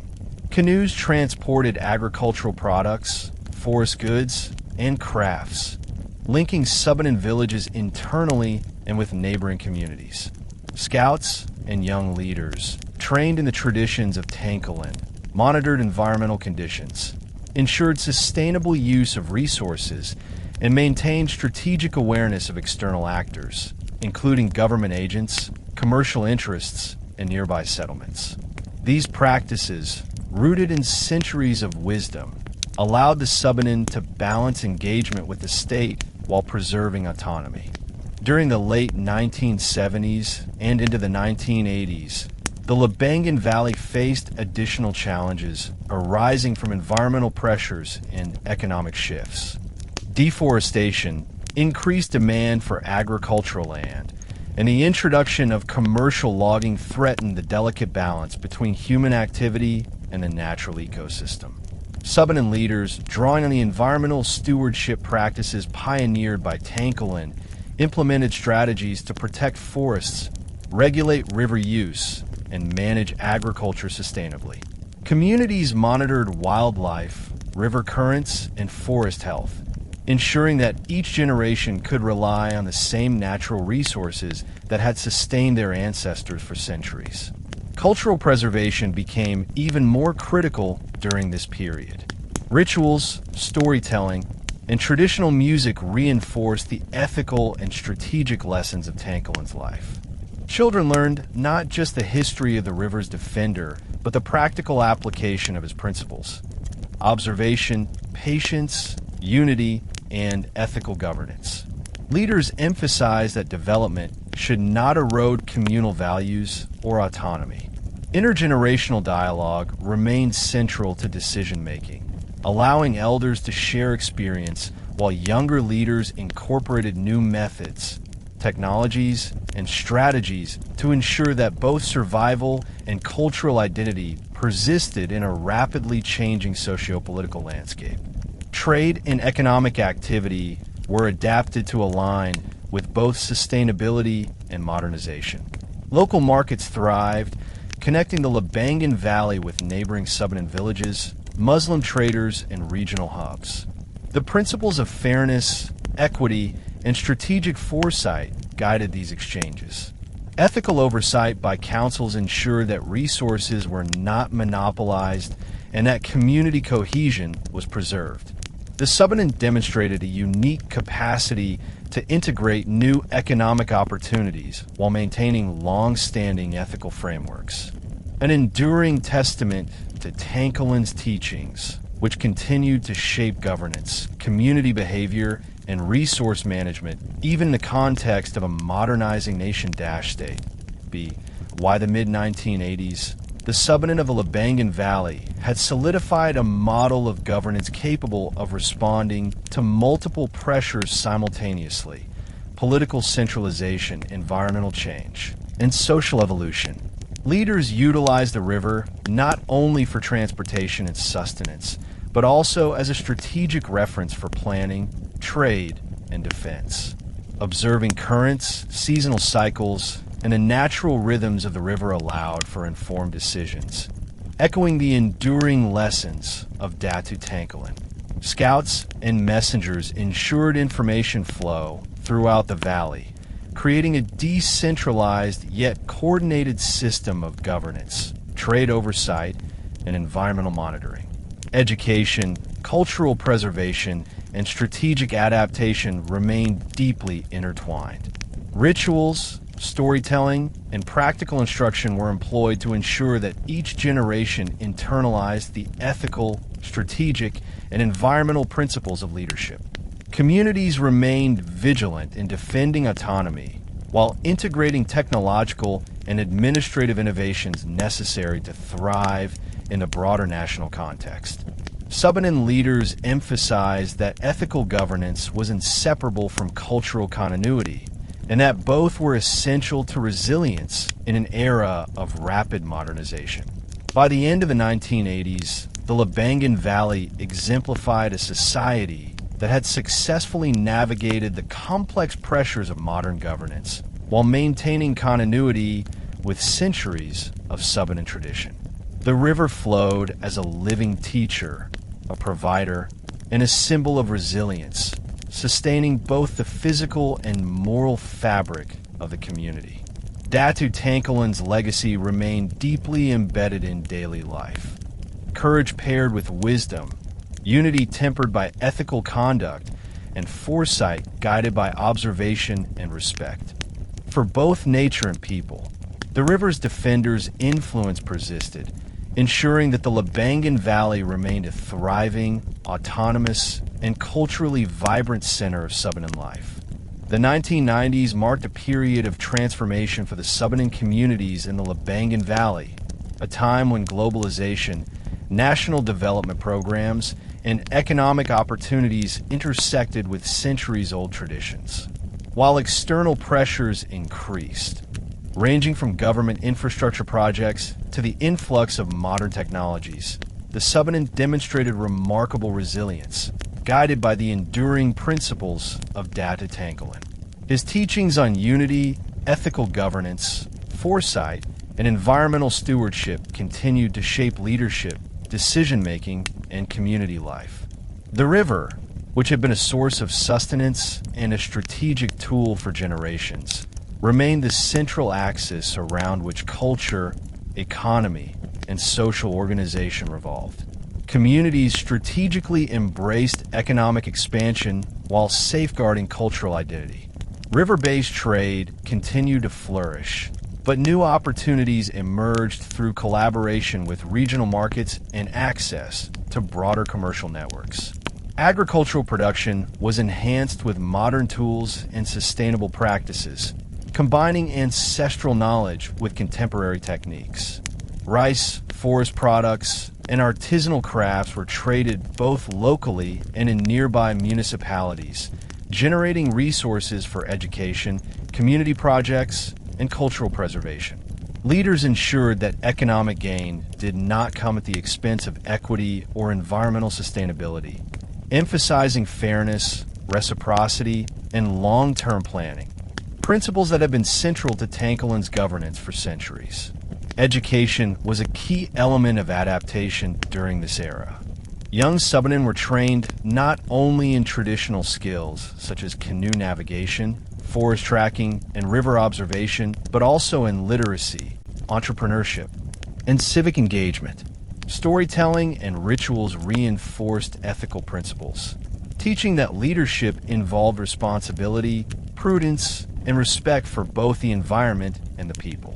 By blending traditional knowledge with modern education, communities ensured continuity in governance, resilience in decision-making, and preservation of cultural identity amidst the accelerating pace of change. These efforts created a model of sustainable growth where economic development and cultural continuity were mutually reinforcing. Cultural preservation became a central priority during the 1990s and 2000s.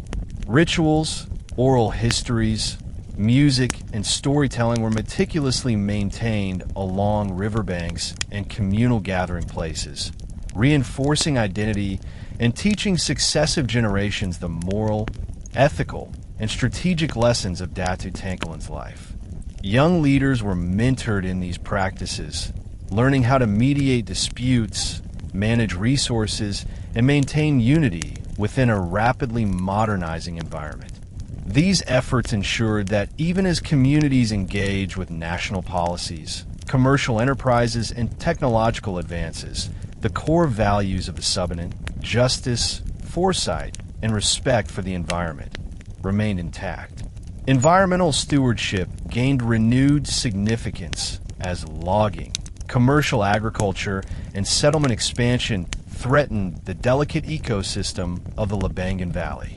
Subanen leaders implemented strict monitoring of forest resources, river health, and agricultural sustainability. Canoes were used not only for trade, but also for environmental observation, allowing leaders to respond quickly to changes in water levels, erosion, or species migration. These practices reflected Tangkilan's long-standing belief that the survival and prosperity of the community were inseparable from the health of the river and the surrounding environment. Communities understood that ethical governance extended beyond human interactions. It encompassed stewardship of the natural world, ensuring resources would endure for future generations. Economic expansion was guided by the same ethical and strategic frameworks. Trade agreements with neighboring communities, Muslim traders, and regional markets were carefully structured to ensure fairness and prevent exploitation. Profits were reinvested into community infrastructure, education, and cultural projects. Leadership councils, following the model of Tangkilan's confederacy, mediated disputes, coordinated development projects, and monitored resource distribution. This system allowed communities to benefit from modernization while preserving autonomy, sustainability, and cultural identity. The river remained both a practical and symbolic center, carrying goods, knowledge, and the enduring principles of a leader whose legacy had guided generations.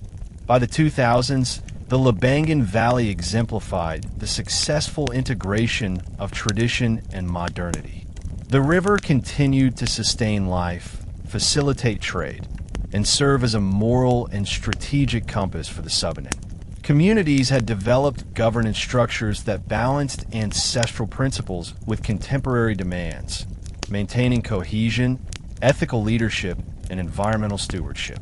The Confederacy model of leadership persisted, with councils of elders and younger leaders collaborating to resolve disputes, manage resources, and coordinate communal projects. This approach ensured that growth, education, and economic development were ethically guided and culturally aligned. Cultural education remained central to community life. Children and young adults were trained in navigation, agriculture, and environmental observation, while also learning about commerce, technology, and civic responsibility. Rituals, oral histories, and songs reinforced ethical principles, teaching that leadership required courage, intelligence, foresight, and a commitment to justice. The Subanen continued to honor Tangkilan not merely as a historical figure, but as a living presence in their daily lives, a model of strategic foresight, ethical governance, and resilience. The river itself symbolized continuity and endurance, linking generations through its ceaseless flow. Economic expansion, trade networks, environmental stewardship, and cultural practices were all intertwined, reflecting a community that had learned to navigate modern challenges without sacrificing identity or values. Datu Tangkilan's legacy endured in every decision, council meeting, and river-guided journey, ensuring that the Subanen of the Labangan Valley remained resilient, cohesive, and culturally vibrant. Through this careful balance of past wisdom and contemporary adaptation, the river's defender's influence persisted, proving that his teachings could guide communities across centuries and into the modern era, sustaining both life and legacy along the flowing waters of Labangan. The 2010s brought unprecedented challenges and opportunities for the Subanen communities along the Labangan River. Globalization, climate change, technological advancements, and national policies converged, reshaping the landscape and way of life. While traditional practices continued to anchor social cohesion, new pressures demanded adaptive strategies, informed by centuries of accumulated knowledge from leaders such as Datu Tangkilan. Communities faced challenges including environmental degradation, commercial exploitation of resources, youth migration to urban centers, and balancing modern education with cultural preservation. The river, which had historically served as the lifeblood of the Labangan Valley, remained a crucial guide, offering both practical sustenance and moral direction. Communities organized councils that combined traditional governance with contemporary administrative structures. Elders and young leaders collaborated to address complex issues, drawing on lessons from Tangkilan's confederacy model. Trade and agriculture were carefully managed to ensure sustainability, with elders mentoring youth in the ethical use of natural resources. Fishing, farming, and forest collection were conducted with precise attention to environmental cycles, demonstrating that centuries-old practices could be effectively integrated with modern ecological understanding. The river became a living classroom where lessons of observation, adaptation, and foresight were imparted, reflecting Tangkilan's enduring influence. Education evolved to incorporate both traditional and contemporary knowledge. Children and young adults learned river navigation, forest tracking, sustainable farming, and cultural rituals, alongside reading, mathematics, environmental science, and digital literacy. Storytelling remained a central educational tool. Tales of Datu Tangkilan's strategic foresight, ethical leadership, and unyielding defense of his people were used to instill moral guidance and practical wisdom. Leaders emphasized that modern challenges required the same qualities Tangkilan exemplified: courage, patience, strategic planning, ethical governance, and unity. By harmonizing ancestral knowledge with modern skills, the Subanen ensured that their communities remained resilient, culturally vibrant, and capable of thriving in a rapidly changing world. During this period, environmental conservation became a primary focus. Climate change and human activity threatened the delicate ecosystems surrounding the Labangan River.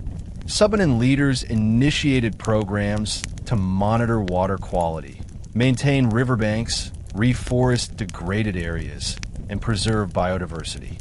Scouts and community members patrolled tributaries and forests, observing seasonal shifts and wildlife patterns. Knowledge passed down from elders, rooted in Tangkilan's principles, guided these practices, emphasizing that human survival and prosperity were inseparable from the health of the river and forest. Communities developed community-based resource management plans, ensuring equitable access to fish, forest products, and agricultural land while preventing overexploitation. Trade and economic activity were carefully balanced with cultural integrity and sustainability. The Subanen engaged with regional markets, tourism initiatives, and local enterprises, applying ethical frameworks established centuries earlier by Tangkilan.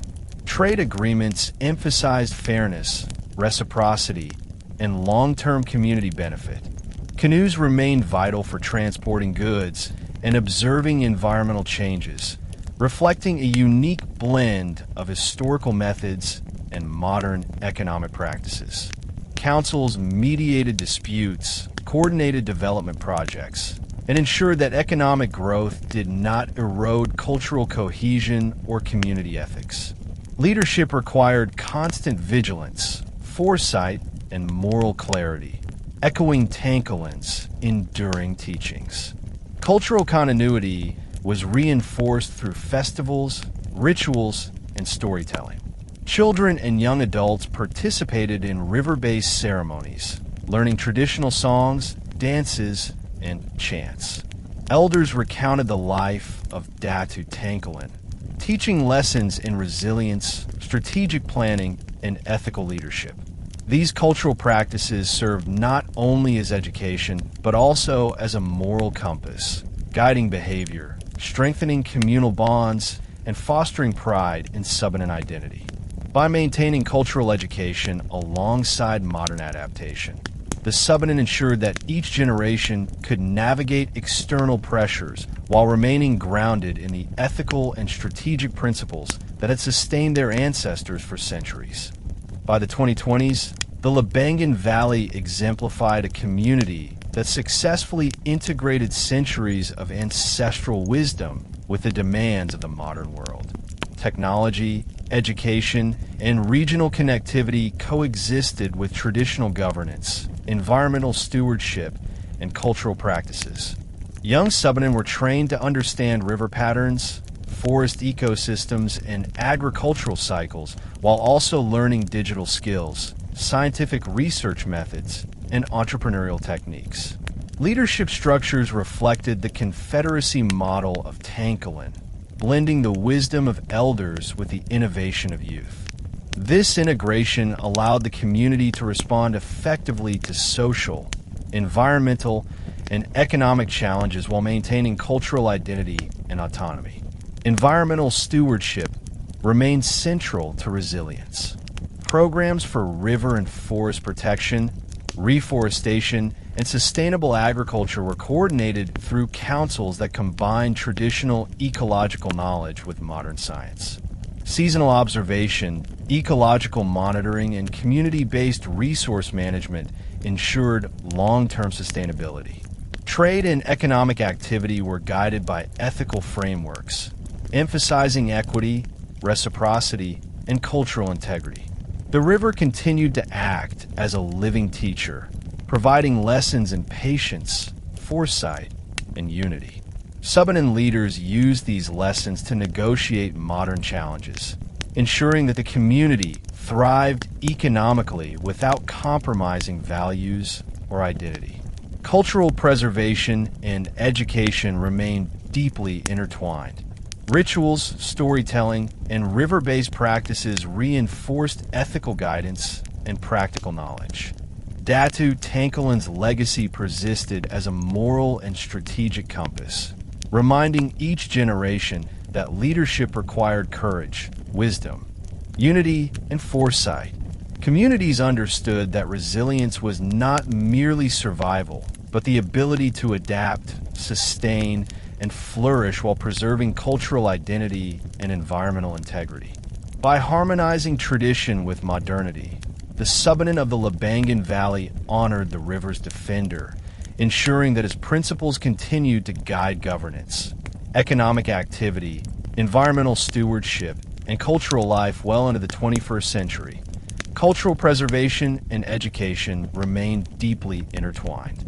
Rituals, storytelling, and river-based practices reinforced ethical guidance and practical knowledge. Datu Tangkilan's legacy persisted as a moral and strategic compass, reminding each generation that leadership required courage, wisdom, unity, and foresight.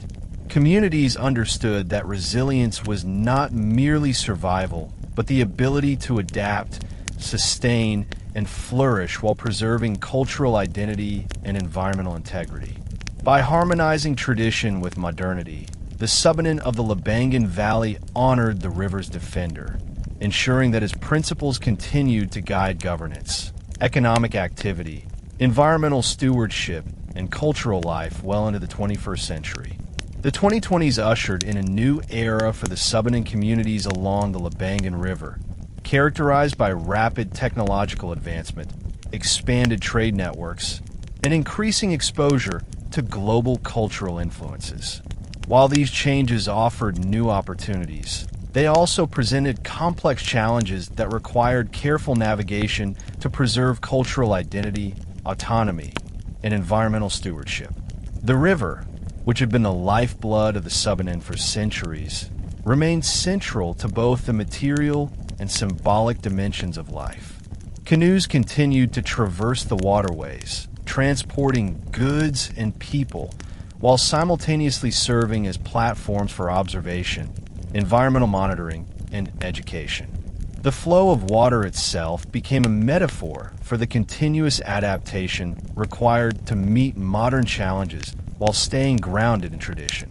Communities integrated technology in ways that complemented rather than replaced ancestral knowledge.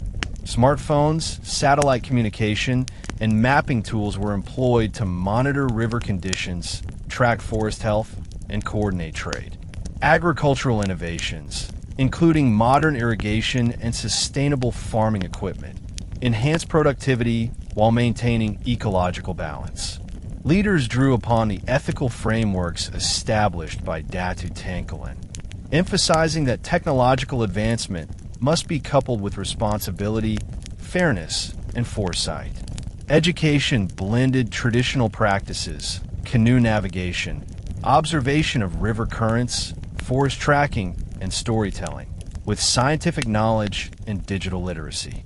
Children and young adults were trained not only in practical survival skills, but also in the ethical use of modern technology, ensuring that innovation would serve the community rather than disrupt it.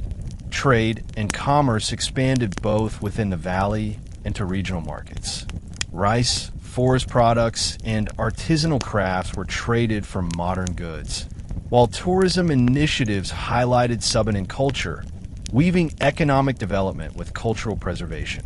Leaders carefully managed trade networks, ensuring fairness, sustainability, and a reinforcement of community cohesion.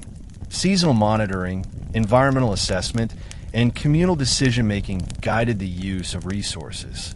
These practices reflected the centuries-old wisdom of Tangkilan, demonstrating that strategic planning, ethical leadership, and environmental awareness remain essential even in an era dominated by technology and globalization. Cultural continuity remained central to community life during this period. Festivals, rituals, storytelling, and river-based educational practices reinforced the moral and ethical lessons of Datu Tangkilan. Young leaders were trained in dispute resolution, resource management, and strategic planning, drawing from both historical knowledge and contemporary methodologies.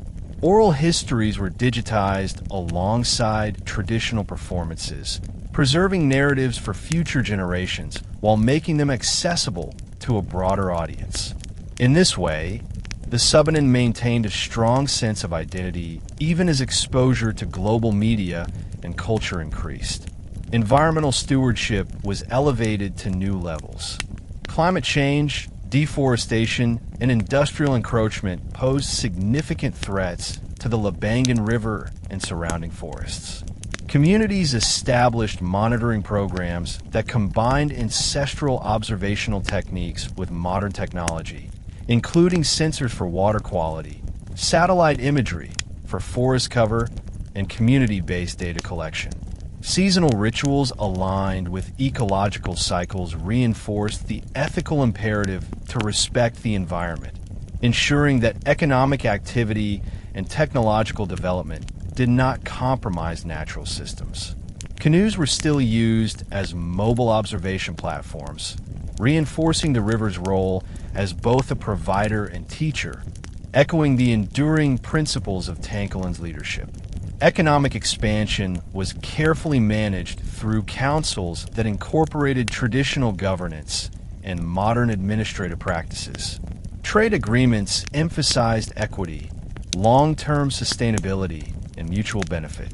Leaders monitored the impact of commerce on social cohesion, ensuring that wealth was not concentrated in a few hands and that communities retained control over resources. Education programs prepared youth to navigate both the economic and ethical dimensions of trade, instilling principles of fairness, foresight, and accountability.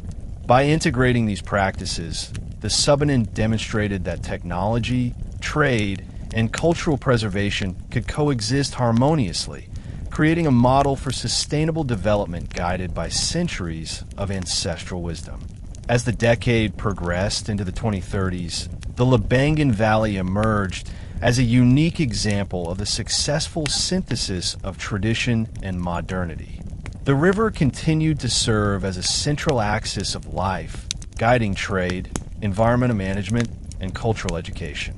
Canoes glided along tributaries, transporting goods, monitoring environmental conditions, and serving as platforms for storytelling and community gatherings. Leaders ensured that modern innovations were applied in ways consistent with the ethical principles established by Datu Tangkilan. Courage, foresight, unity, and moral integrity remained at the core of governance. Communities maintained rigorous educational programs that combined river-based traditional instruction with digital literacy, environmental science, and entrepreneurship. Rituals and storytelling preserved historical memory while offering practical guidance for contemporary challenges. The Subanen developed advanced monitoring systems for both agricultural and forest resources, integrating real-time data with ancestral ecological knowledge. Trade and commerce expanded sustainably, connecting the Labangan Valley with regional markets while ensuring that economic growth reinforced, rather than undermined, communal cohesion and cultural values. By the end of this period, the Subanen had demonstrated remarkable resilience and adaptability. The river, flowing as it had for centuries, carried the memory, teachings, and strategic wisdom of Datu Tangkilan. His principles, ethical governance, strategic foresight, unity, and respect for the environment, continued to guide decision-making, leadership, and cultural preservation. The Labangan Valley remained a thriving, autonomous, and culturally vibrant community, proving that tradition and modernity could coexist. The river's defenders' legacy endured, a living testament that the integration of ancestral knowledge and contemporary innovation could ensure survival, prosperity, and cultural integrity for generations to come. By the end of this period, the Subanen had demonstrated remarkable resilience and adaptability. The river, flowing as it had for centuries, carried the memory, teachings, and strategic wisdom of Datu Tangkilan.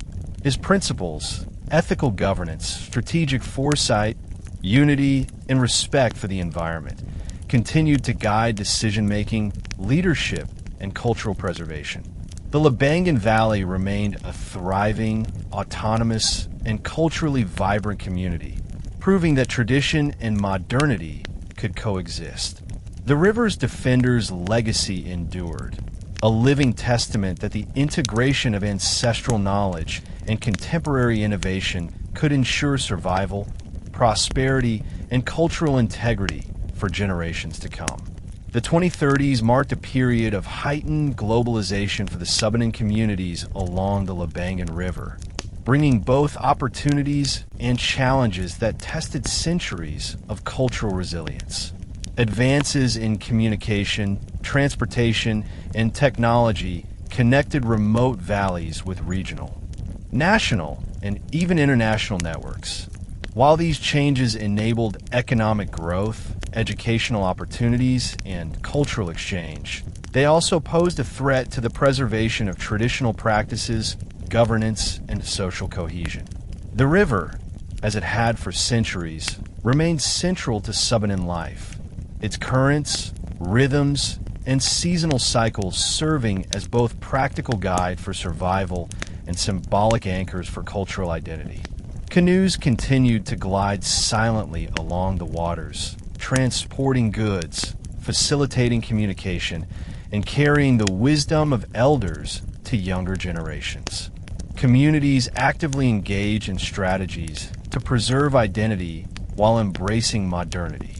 Digital archives were created to document oral histories, rituals, and river-based practices, ensuring that the lessons of Datu Tangkilan could be accessed by future generations. Storytelling was no longer confined to evening gatherings by the riverbank. It extended into virtual classrooms, online platforms, and multimedia presentations. Elders collaborated with educators to integrate traditional knowledge with contemporary curricula, ensuring that youth remained rooted in Subanen values, even as they navigated a world increasingly influenced by external media and cultural norms. Leadership training emphasized ethical governance, strategic planning, environmental stewardship, and intercultural negotiation, mirroring the holistic approach Tangkilan had championed centuries earlier. Trade and economic development were carefully managed to maintain sustainability and equity. Communities engaged with regional markets while protecting river ecosystems and forested areas, drawing upon centuries-old principles that emphasized fairness, reciprocity, and long-term planning. Seasonal observation, resource monitoring, and strategic coordination ensured that economic activities reinforced rather than undermined cultural cohesion. Canoes, once vital for local trade, remained important for both observation and symbolic continuity, bridging the ancestral and the contemporary. In this way, Subanen communities demonstrated a remarkable ability to integrate modern tools and opportunities while remaining anchored in the ethical and practical wisdom of their forebears. Environmental stewardship became even more critical during the 2030s and 2040s. Climate change, urban expansion, and industrial activity posed serious risks to the Labangan River and its surrounding ecosystem. Subanen councils combined traditional ecological knowledge with modern scientific practices to monitor water quality, riverbanks, and forest biodiversity. Drones, satellite imagery, and sensor networks complemented ancestral observation techniques, enabling rapid response to environmental threats. Canoes continue to serve as mobile observation platforms, allowing community members to navigate tributaries, assess wildlife populations, and maintain sustainable fishing and agriculture practices. These efforts reflected Tangkilan's enduring teachings. The human survival and prosperity are inseparable from the health of the river and the surrounding environment, and that ethical governance extends to stewardship of nature as well as people. Cultural continuity was maintained through immersive education, ritual practice, and intergenerational mentorship. Youth participated in ceremonies, storytelling sessions, and river-based skill training, learning the values of unity, patience, foresight, and ethical leadership. Digital platforms expanded access to cultural knowledge, while carefully curated social programs encouraged younger generations to engage with ancestral wisdom in meaningful ways. Leaders emphasized the importance of moral integrity and strategic thinking, reinforcing that modern challenges required the same combination of courage, prudence, and ethical discernment exemplified by Datu Tangkilan. Communities understood that identity was not static. It required conscious cultivation through practice, reflection, and transmission across generations. Economic and social initiatives were guided by councils that integrated traditional governance with modern administrative principles. Trade networks expanded, yet remained regulated by ethical frameworks emphasizing fairness and community benefit. Infrastructure projects were carefully planned to prevent ecological disruption and social inequality. Communities fostered cooperation with neighboring indigenous and non-indigenous populations, creating alliances that enhanced economic resilience while maintaining cultural autonomy. By blending ancestral knowledge, technological innovation, and strategic planning, the Subanen were able to navigate a complex, globalized world while preserving their distinct identity and values. As the 2040s progressed, the Labangan Valley became a model of resilience, adaptation, and cultural continuity. The river, a constant in an era of rapid change, continued to sustain life, provide transportation, and serve as a moral and strategic guide. Subanen youth were trained in both traditional river-based skills and modern competencies, including environmental science, digital literacy, and sustainable commerce. Canoes and river observation remained central, blending practical survival skills with symbolic lessons in patience, foresight, and unity. Leadership councils continued to function as the primary governing bodies, integrating the wisdom of elders with innovative approaches to governance, resource management, and intercultural negotiation. Cultural preservation thrived alongside modernization. Storytelling, rituals, festivals, and educational programs reinforced the ethical, strategic, and environmental principles exemplified by Datu Tangkilan. Communities recognized that identity required more than passive remembrance.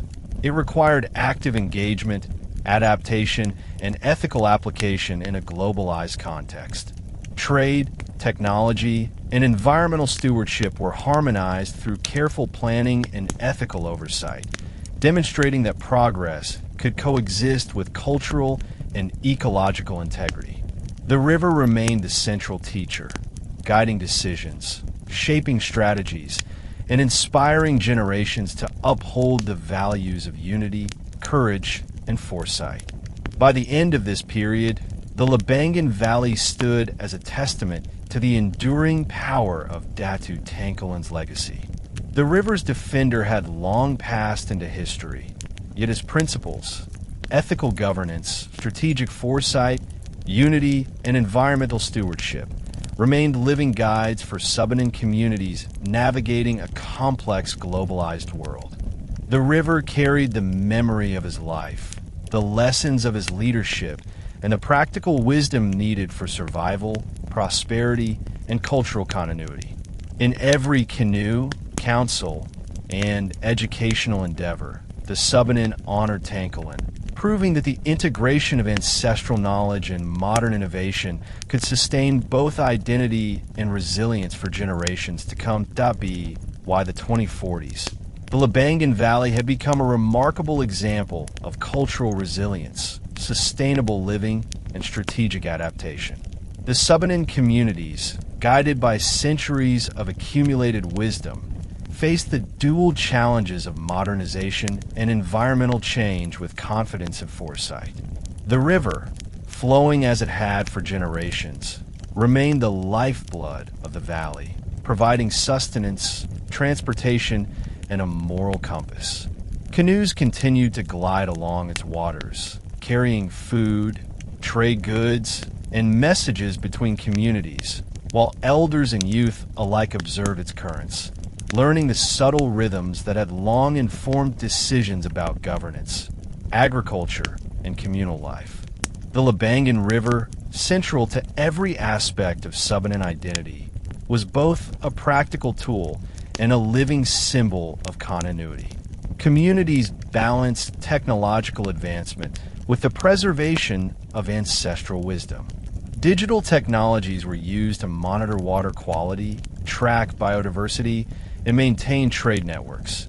Yet these modern tools complemented rather than replaced centuries-old knowledge. The ethical frameworks established by Datu Tangkilan, emphasizing courage, foresight, fairness, and unity, continued to guide governance, dispute resolution, and resource management. Education remained a central pillar of resilience. Children learned traditional canoe navigation, forest observation, and ecological monitoring alongside mathematics, digital literacy, and environmental science. Storytelling, ritual, and river-based teaching ensured that each generation internalized the moral and practical lessons of the river's defender, maintaining a living connection to the past even while preparing for a rapidly changing world. Trade and economic activities flourished under careful oversight. Subanen councils mediated exchanges, coordinated market access, and monitored sustainability, ensuring that wealth and resources were equitably distributed. Artisanal crafts, agricultural products, and forest goods were traded with regional partners while honoring ethical principles, preserving autonomy, and reinforcing communal cohesion. Canoes, once central to local trade routes, remained indispensable for both practical and symbolic purposes. The river itself was a teacher, guiding decisions and shaping strategies, reminding the Subanen that survival, prosperity, and ethical governance were inseparable from the natural environment. This blend of ancestral wisdom and contemporary adaptation enabled the Labangan Valley to thrive while remaining culturally vibrant, autonomous, and ecologically sustainable. Cultural preservation remained at the forefront of communal life. Festivals, rituals, storytelling, and river-based ceremonies reinforced identity, ethics, and social cohesion. Young Subanen were mentored in the principles of leadership, environmental stewardship, and ethical decision-making, drawing on centuries of historical precedent and the enduring legacy of Datu Tangkilan. Digital archives preserved oral histories, chants, and ritual performances, ensuring that the knowledge of the river's defender would continue to inform governance and daily life for generations to come. Intergenerational collaboration ensured that the lessons of courage, foresight, and unity remained embedded in social structures, guiding responses to environmental, political, and economic challenges. Environmental stewardship became increasingly sophisticated, yet remained rooted in traditional observation and experience. Climate change, resource extraction, and population growth necessitated proactive strategies for river and forest management. Communities integrated ancestral ecological knowledge with advanced monitoring technologies such as satellite imagery, drones, and real-time environmental sensors. Canoes were used as mobile observation and enforcement platforms, ensuring that fishing, agriculture, and forest use remained sustainable. Ethical principles emphasized by Tangkilan were applied not only to social governance, but also to the management of natural resources, reflecting a deep understanding that cultural survival and environmental health were intertwined. These measures ensured the river would continue to sustain life while remaining a living symbol of resilience, wisdom, and continuity. Trade, governance, and education remained closely interconnected. Councils managed economic activities with precision, ensuring equitable distribution of resources, long-term sustainability, and social cohesion. Education programs emphasized critical thinking, ethical responsibility, and strategic planning, equipping youth to navigate complex modern realities without losing connection to ancestral knowledge.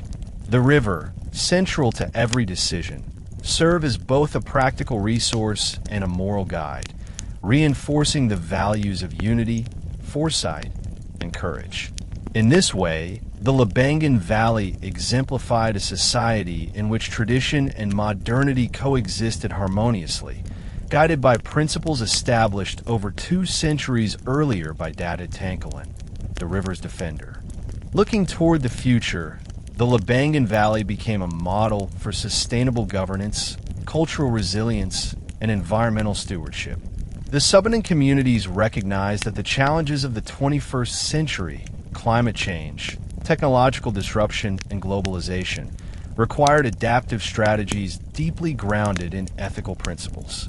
Leadership councils continued to integrate the wisdom of elders with innovative approaches, ensuring that decisions were informed, equitable, and sustainable. The river remained central, offering lessons in observation, patience, and the careful balancing of human activity with environmental cycles. Canoes glided along its waters as they had for centuries, a tangible connection to ancestral practices and an enduring symbol of cultural identity. Cultural continuity thrived alongside economic and technological advancement. Storytelling, rituals, educational programs, and river-based ceremonies preserved moral lessons and strategic insights, allowing youth to internalize the principles of leadership, ethics, and environmental stewardship. Trade and resource management were conducted under frameworks of fairness, reciprocity, and long-term vision, ensuring that prosperity did not compromise cultural identity or ecological health. Communities engaged with regional and global partners while maintaining autonomy and cultural cohesion, demonstrating that the lessons of Tangkilan were not merely historical but continuously relevant in shaping resilient, thriving societies. The legacy of Datu Tangkilan, the river's defender, endured as a living presence in the Labangan Valley. His teachings, ethical governance, courage, unity, strategic foresight, and respect for nature continued to guide every aspect of life. The river carried both sustenance and history, connecting generations across centuries. As long as the Labangan River flowed, so too did the spirit of Tangkilan, unyielding, wise, and ever-present. The Subanen had proven that cultural identity, environmental stewardship, and adaptive governance could coexist harmoniously, ensuring that the river's defender remained a guiding force for generations to come. In this way, the Labangan Valley stands as a testament to the enduring power of ancestral wisdom, the resilience of community, and the living voice of a river that has witnessed and nurtured the people for centuries. Thank you for joining us on History Teller YT for this remarkable journey through the life and legacy of Datu Tangkilan, the river's defender. Today, you've explored the full arc of a history spanning centuries, from the birth of a boy destined to uphold his people, to the formation of confederacies, battles fought with courage and strategy, trade and diplomacy with neighboring cultures, and finally the enduring wisdom that guides Subanen communities even into the modern era. You have seen how a leader's vision, ethical principles, and deep connection to the environment can shape the identity, survival, and prosperity of an entire people. The moral of this story is clear. True leadership is measured not by conquest or power alone, but by courage, foresight, and an unwavering commitment to protect and nurture one's community and traditions.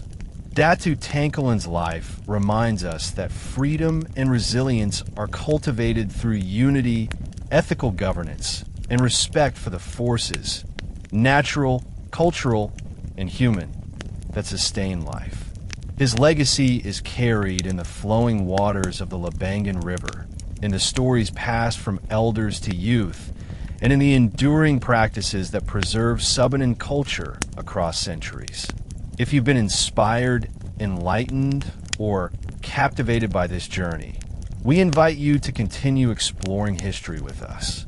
Subscribe to History Teller YT, turn on notifications, and stay connected as we uncover more untold stories that reveal courage, strategy, and wisdom from around the world. Remember, history is not just the story of the past. It is a guide for today and a beacon for tomorrow. Join us again on History Teller YT to discover, reflect, and carry forward the lessons that shape our world.